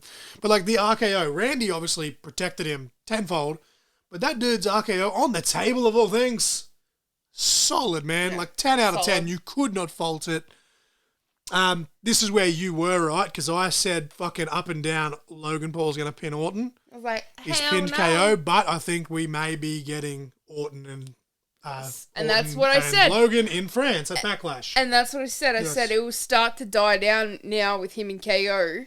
I feel like it still could be there, but it'll die down a little bit. This is the one that did piss me off. I don't know if they were meant to kick out or if Logan was meant to break it up and he was just out of position. Maybe, who knows. KO kicking out of the RKO, I was like, yeah. Yeah. Why? And then Orton kicked out of the stunner, which I was kind of like, yeah. But like that's just me being really nitpicky because like both of those moments though, they did look like they were going to be 3 counts, but no, like you didn't know who was going to win that match as it kind of did devolve and everything. But I really enjoyed this match. It's probably not Logan Paul's best match. But obviously it's his first ever triple threat match that he's been in. Like the only other multi-man that he's been in is the Royal Rumble, which there's no pins or submissions, and the Elimination Chamber. So for his first triple threat match, one of the better, I guess, organised triple threat matches that I've seen in a while, because multi-mans are always going to be clusterfucks no matter how perfectly you try and plan stuff. But no, Logan Paul did a great job. And honestly, I'd argue, regardless of, you and I going back and forth, because that would have been the tiebreaker if Seth Rollins had have won in the main event, that would have been the tiebreaker for us. Yeah. But no, I got one more prediction up on you because Drew beat Seth, and yeah, look, I was wrong. You were right. It is what it is. But the tag match, Santos and Dominic versus Andrade and Rey Mysterio. Now, there was parts of this match that popped you specifically and did pop me a little bit, but I'm still a little bit mad. Like, the Philly Eagles coming out, the moment they come out in the mask, you and I literally said we couldn't work out if it was Lane. I said, and then you're like, I think it's Lane, right before he took the mask off. Yeah. It took us a bit to because I was trying to think of the guy's name. I was like, I knew damn well who it was. I knew that was fucking Kelsey, and I'm like... We saw the dad gut, the beer gut, but he's still fucking athletic as fuck with that beer gut, and I aspire to be like him. He's a Philly version of Kevin Owens. Now Kevin Owens just a little bit taller. Down. But, but we saw that beard poking out from under that mask, and we're like, there's no way that's anyone but Jason Kelsey, and sure as shit, Fly Eagles Fly, Mrs Crossfire's team. It was a pop, it was a moment, it was really cool, I get it, appease the crowd. Ray's Philadelphia gear that he was wearing was awesome. But I just don't know where we go from this. Like, there's part of me as a fan that is happy that, hey, maybe Ray's going to go for a little bit longer, but I just felt, even without the mask ripping and the this and the that, I feel like, even whether it was Dom that pinned him, whether it was Santos, it didn't matter. I just feel like Ray retiring in Philly would have been such a storybook ending. And again, because of the way the main event did end, it would have transitioned, because you're like, oh, like, Ray's retiring and now I'm sad. But then Cody wins and like, it brings it straight back up. But the main event, it was, again, this is where I'm like, fuck, there was like 7 or 8 crossroads hitting the match, and I was like, bro, like, just stop, please, fucking stop. I get it, it's like a boss fight, no pun intended, because The Rock's calling himself the final boss, but it was just like, yeah. But the run-ins, Cena coming out, the moment his music hit, I lost my mind, you lost your mind. AA through the table on Solo, AA on Roman, Seth coming out in the Shield gear, which we'll touch on in just a moment. The Rock coming out, Rock bottoming Cena, and then we're all expecting the glass to break. And honestly, if the glass had broke, I would have lost my fucking mind. But something else happened, and to me, people are saying that it doesn't make sense and it should have been Austin, but this, to me, I marked out harder for this. Gong. The lights went out. They came back on. Taker standing behind the Rock. What the fuck? I thought it was a work. I'm like, he's not going to be there. And I was like, what? I literally stood up and I screamed and I fucking threw, I think, I don't know, it was my jumper or my hat. I had something sitting next to me and I threw it across the lounge room, and Mrs. Crossfire was like, Jesus. Because I was just like, oh my fucking God. I was like, what is happening? We've got John Cena, The Rock, Seth in Shield gear, now we got the Taker. Fuck. I was just like, dude, my brain just could not compute, and I was 5 years old again watching The Undertaker chokeslam The Rock, and I had a moment. I had a moment. It was taking Mrs. Crossfire had a moment as well. She just didn't go as crazy as I did, because, she was still exhausted from the night before. I think that was the main issue, was because we went to the Eels game after night one. But I was just trying to look back on Instagram to remember some of the match stuff, because I was like, I should have prepared notes, because I'm really forgetful. My brain. We were going to, but then the conversation with DPC ran long, which is fine. Like, awesome conversation, but I want to wrap this up before we hit 3 hours. I just realized we got shit mixed up with the cards. Yeah. Looking at it. So, night 1 was actually that we had with Ray versus Dom and Andrade versus Santos. Oh, was it? Was that night 1? Yes, and then we had AJ and LA Knight on night 2. Yes, I knew I was forgetting something. Yeah. Fuck, I'm so sorry. So that we got it. I will say AJ Styles' new theme song is trash. Like, it is kind of cool. Like, honestly, it's a cool remix of his theme song, but the fact that it's not Evil Ways, because it's not Evil Ways, it's trash. That's my logic, and I'm sticking to it.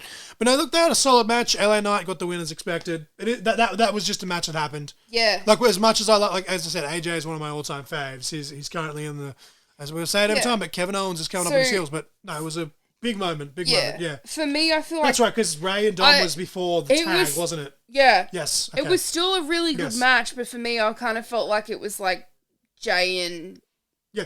It was Jay probably and the Jimmy. weakest match on the entire Yeah. card, but it was much better than Jay versus Jimmy, Yeah. which sucks again because it Sucks. should have delivered more. As much as I love Yeah. AJ and LA, but yeah, no, sorry, yeah, so that's right because Ray and Santos was the second last match. It was just before.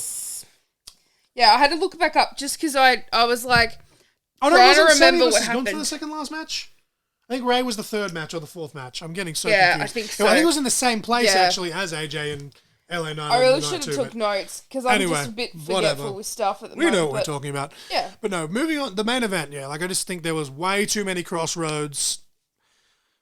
Is what it is, but that again, it was a massive, and I said it was a massive clusterfuck. But on my personal Facebook page, I said to my family and friends, that was the best overbooked clusterfuck in a long time. And you know it was what- overbooked, but it was all the right ways. And And you know what I liked is even though there was a lot of like finisher kickouts and shit, they were kind of throwing each other's moves at each other. yeah, Roman, that crossroads. That was good. Like the spear Cody hit was a spear, but that crossroads that Roman hit was so fucking clean. But like, because like with Cody, at least it made sense that like because he was doing like because obviously Yes. he's already faced Roman. Roman kicked out of him in the last match, so he was doubling up on them, which makes sense. Yeah. And every time Jimmy came out, and then Solo come out, Yeah. but hitting the spear and then the kick out, and then the Samoan Spike spear combo, and the kick out, like that one specifically, again, similar to Semi against Gunther and Seth versus McIntyre. I get you trying to say that they won't die, but I feel like that there, as they were setting up for this, don't even hit it. Have John Cena come out then, or John Cena's like music hits like as they hit the move, so that way Cena can come in and break the pin. Like I just feel like that one specifically, the Samoan Spike spear combo, because we were like, oh, Cody's going to move and Roman's going to accidentally spear Solo like he did Rock the night before. Even if you had done that, like, but I just feel like that to me, like that irked me. But no, I get it. Like most of them were, boom, boom, boom, boom, whatever. But it's trivial shit. But from bell to bell, it was a great mix of professional wrestling and, excuse me, I just burped into the microphone, sports entertainment. But yeah, like with. So, because a lot of people were saying, because it's like, WWE obviously saying, like, it's their best WrestleMania ever. Where do you feel like it sits? So I don't know if we can go there just yet. Triple H said it himself. From in terms of records and money and stuff, that's something you can't dispute. That's something you can't dispute, yeah. But you go back and you look at these Manias, like obviously Mania 1, they didn't know it was going to go on to be. They kept saying 40th annual. It's the 39th annual because it has to be after a year that it's happened for it to become annual, but whatever. Has to be every year. WrestleMania 1, they didn't know what to expect, right? It was originally going to be called Colossal Tussle, because that's such good shit, pal.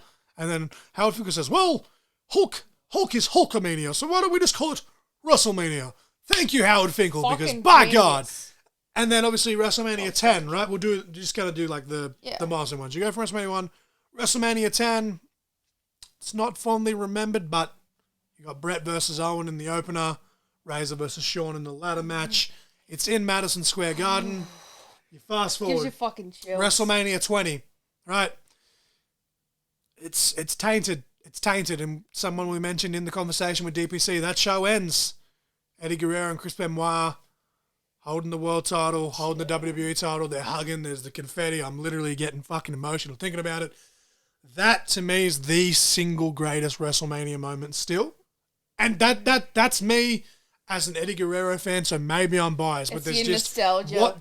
what both of those guys Still at the time representative. You don't have to be 6'4". You don't have to be, fucking jacked and roided to the gills. Like, it was just about wrestling, and it was awesome. And Eddie versus Kurt being one of the showcase matches for 2K24. That I entered a contest on EB Games and I didn't win. They were basically like, what match are you most excited to play in the showcase? I said that match, and it wasn't just like, like, no, I genuinely, that to me is such a hidden gem in terms of WrestleMania matches, even just Kurt Angle's matches at WrestleMania. Kurt Angle's never had a 5-star match. Let's not even fucking go there on this one, because I bring that We'll up. be going for another hour. In 2 weeks' time, you're going to hear me rant about that with G-Mac, but just, it's amazing, and then go to number 30, you've got that opener with Triple H and Daniel Bryan, the winner goes to the main event. Bryan beats Triple H. Brock ending the streak. Still, like, that moment of the whole arena just... And y'all know what that's going to... Usually that'd be an awkward pause, but y'all know exactly what that is. With the guy, he became a meme. He even made it to WWE TV and did a few interviews, so good for him. But, like, it's just insanity. And you have...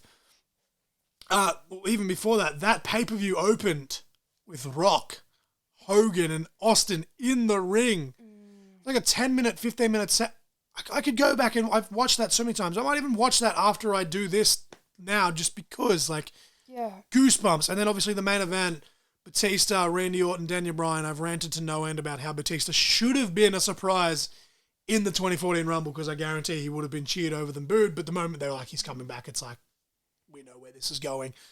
The fans, people power, whatever you want to say. Ooh, yuck, I don't want to say that actually because it's a John Laurinaitis reference and fuck that guy. But, like, the power of the people really come to fruition. Daniel Bryan, like, while I'm still not his biggest fan, the whole WrestleMania thing, awesome, amazing. And then what they've done here.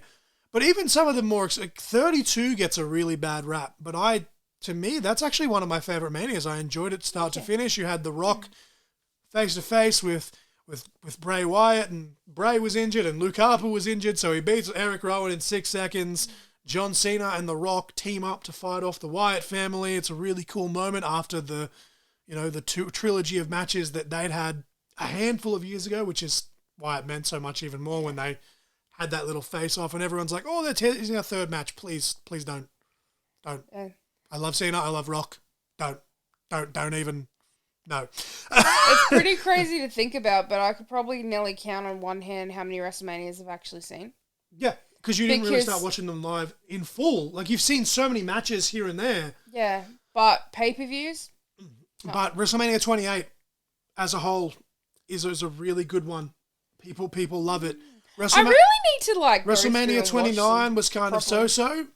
But the match that Rock and Cena had there was and people, because, like, I've even made jokes about it. It was once in a lifetime, and then they literally had a rematch the next year. Better than the match they had the year before anyway, and it was a fantastic, phenomenal. Look, we're going to go probably over 3 hours now, but hey, we prefaced this in the intro. Yeah. I didn't mean to bring up this question, but it was just organic. Undertaker versus CM Punk in arguably, like, Taker versus AJ was great. It was cinematic. Bray versus Taker was still good. Roman versus Taker, there was the main issue with that was they botched the finish, which unfortunately, because it's the finish, that's what people remember. That match was great, bell to bell for the whole thing, and then it just unfortunately fell apart because Taker got hurt. But Punk versus Taker, WrestleMania 29, okay, Naomi and Cameron and fucking, what was it meant to be? Naomi and Cameron teaming with Brodus Clay and Tensai, a.k.a. A-Train, a.k.a. Matt Bloom, a.k.a. Prince Albert, to take AKA on... not Austin Theory Talika. Nova. Yes, A-Town, A-Train, not A-Town. They were meant to take on Cody Rhodes and Damian Sandow, and I believe they were teaming with, I'm just going to throw out the Bellas because they're the only female tag I can think of at that time. Punk and Taker ran long. That match got cut. Everyone said that Taker and Punk were unprofessional and this and that. Taker and Punk were literally told, you've got X amount, don't go over this number. So they had wiggle room.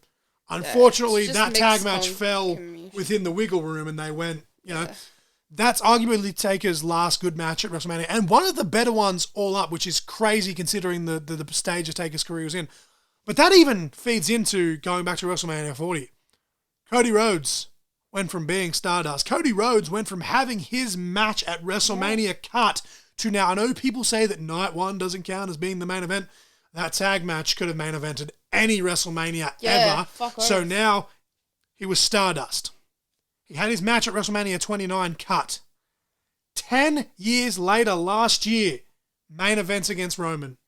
That's still a big deal. Yeah. To have your match cut and a decade later, you're in the actual main event. And it was on night 2 that time, so it was the main event. And then, obviously, back-to-back. So 3 WrestleMania main events in Cody Rhodes' belt now, after being Stardust, after having it cut at 29. But my personal favourite Mania overall, And this is where nostalgia kicks in, is WrestleMania 21, but it is still one of the better ones. Obviously, it opens with the Ray versus Eddie match. Yep. Cena wins the WWE Championship. Batista, who won the Royal Rumble that year, beats Triple H. You've got the very first Money in the Bank ladder match, which you have seen a handful of times because we've rewatched it a few times. You've got that awesome segment where Stone Cold Steve Austin is a guest on Roddy Piper's Pit. I'm wondering if I've seen that Mania. I think you might have showed me that whole Mania. We have, because we did there's some that we've been watching 2005 for like 3 years now. And we're only up to, I think, just after SummerSlam. Yeah, because we have 20 million shows that we're also watching. The annoying thing was, though, because of the binge fucking tick over, we had to wait for it. We're getting close to the pay-per-view after that, which off the top of my head, my brain has farted. I think it's Unforgiven. Anyway, but we watched all that. We've watched that entirety, but top to bottom, even the filler segments on that WrestleMania were great. Like Eugene being bullied by Muhammad Hassan and Daivari because they were the foreign heels, and I've spoken at length about that because like it's an international thing, but I get it's it's American based or whatever. Hogan coming out, like you can say what you want as Terry Bollea as a person, but man, when they're kicking the shit out of Eugene and bow bow bow, no one was like Hogan was at the Hall of Fame the night before, but at that point in 2005, the surprises were still few and far between, and Hogan coming out, like you have Hogan and Austin on the same Mania, then you got Cena and Batista doing the passing of the new guard. Taker versus Orton, in Orton's really big, like he'd faced Foley at that point, that awesome like no DQ match the year before. That was his breakout moment, and then he come on and he's the legend killer now and full force. Who else to challenge but the Streak? And Taker actually requested Orton to win that match, and Orton said, I don't want to do it, which obviously later that year at SummerSlam, which you have seen because it's the same event that features Shawn Michaels and Hulk Hogan, which we have done a watch-along of this pod. He beats Taker there. But there's all of these great Manias, but I think my favourite Mania is probably 21, but I do from 16, 17, 18, 19, 20, 22 is the good one. 23, I was my first one that I watched. I didn't watch it live, but I watched the reruns straight after school finish with my mate Andrew, so obviously we didn't know any spoilers at that point.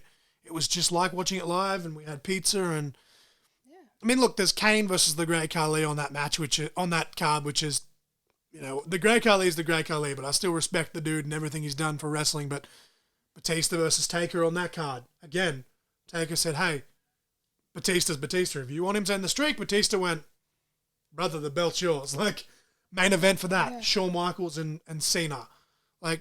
So many, but I think if I really had to say greatest, I think it has to be 17.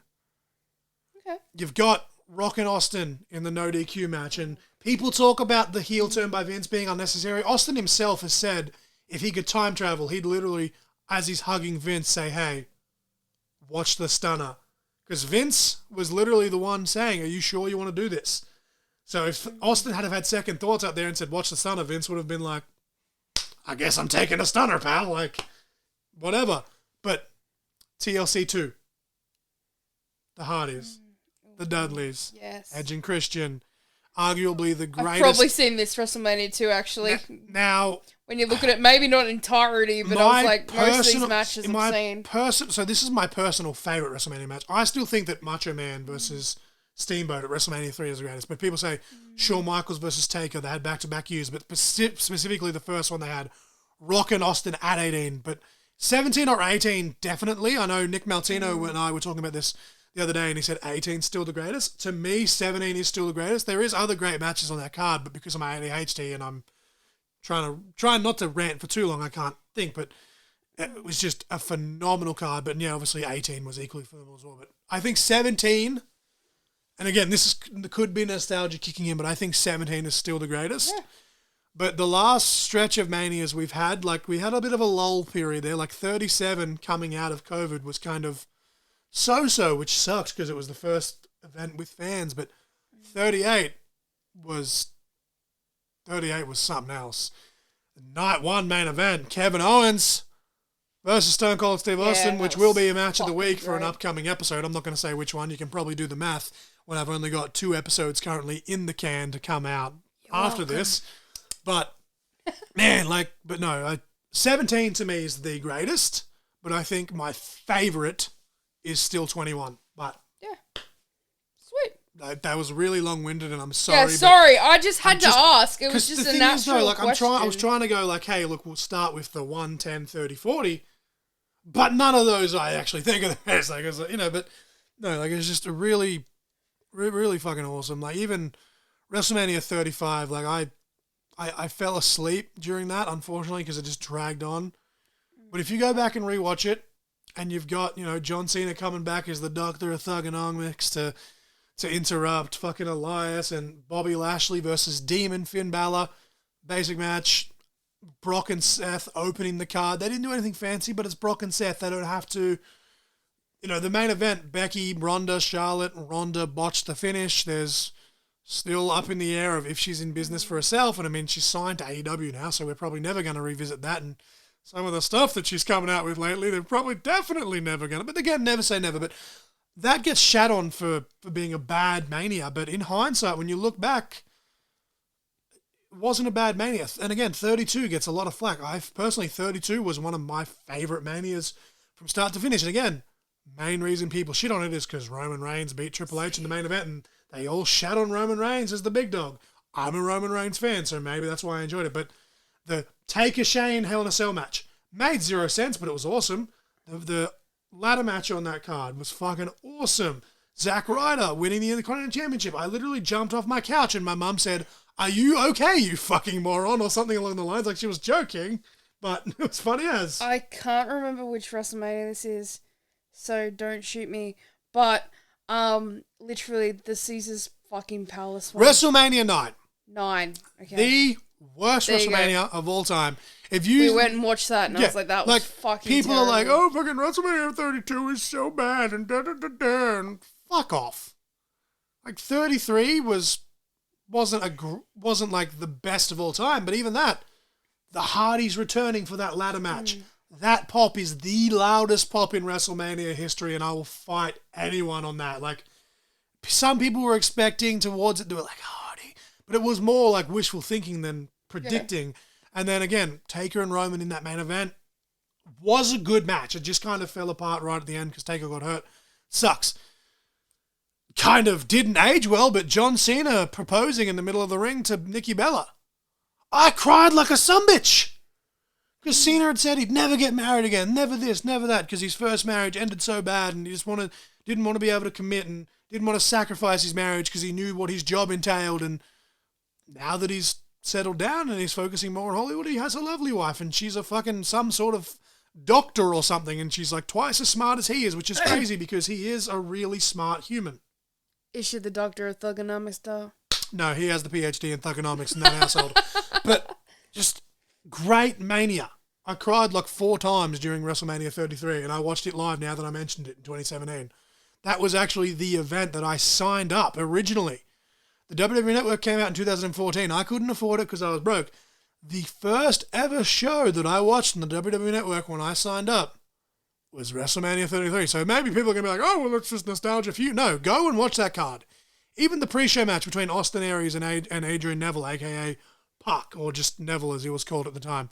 Tell me that's not a good match, just for the pre-show. And it actually got cut from the DVD version, which is crazy because it used to be in the special features. But go watch the main card and tell me it's not one of the best Manias of all time. But I think 17 is the best. From the ones that you have seen, from the ones that you can remember off the top of your head, what's your favourite, but what do you think is the best as well? Shit. I don't even know where to start. Because I feel like 38 is probably going to be your favourite, because we were discussing this off-air with Taker going into the Hall of Fame. Like, obviously, Hall of Fame isn't actually part of Mania, but it's part of Mania weekend, and then Austin coming back, and then it's probably that stunner on Pat on night 2 is the best stunner of all time. Changed my mind. Yeah, the top of my head, 38. Because literally, I don't know how... Because I've seen a lot of matches, but I can't tell you what... stuff that you have seen off the top of your head, what would you say is the greatest? Would you still say 38? Because it is still a fucking great Mania. That I can remember. But this year and last year were phenomenal. Yeah, that I can remember, yeah. Because it's too hard for me to try and think back, because I've seen matches here, there, and everywhere.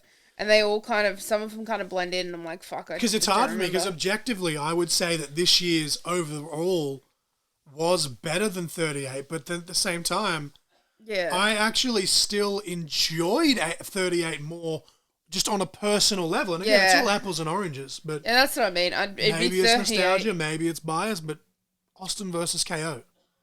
Yeah, that's it for me. And Fight me. It's because I'm an Austin fan. And I'm not going to sit there and say that that's one of the greatest matches in Mania history, because look at the great matches, especially the ones that just Austin's been a part of, and even KO now. That main event tag with Sammy against the Usos at last year's Mania Night 1. Yeah. They're like, oh, but it wasn't the real main event. No, tell me that wasn't. Again, 2 years in a row, we've had tag matches main eventing Night 1 that could have main evented any WrestleMania in the history ever. Like, it really could have.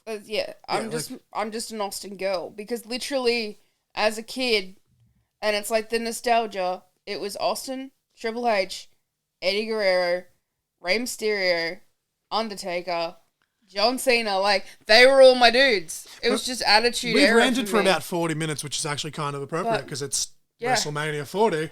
Yeah. And we've just got to think, but did you want to recap the song and match of the week, and then I'll hit the plugs and get the fuck out of here? Alrighty. So, the song and the match of the week are... Just give me a minute, because I got to pull it up, because I can't remember, because ADHD.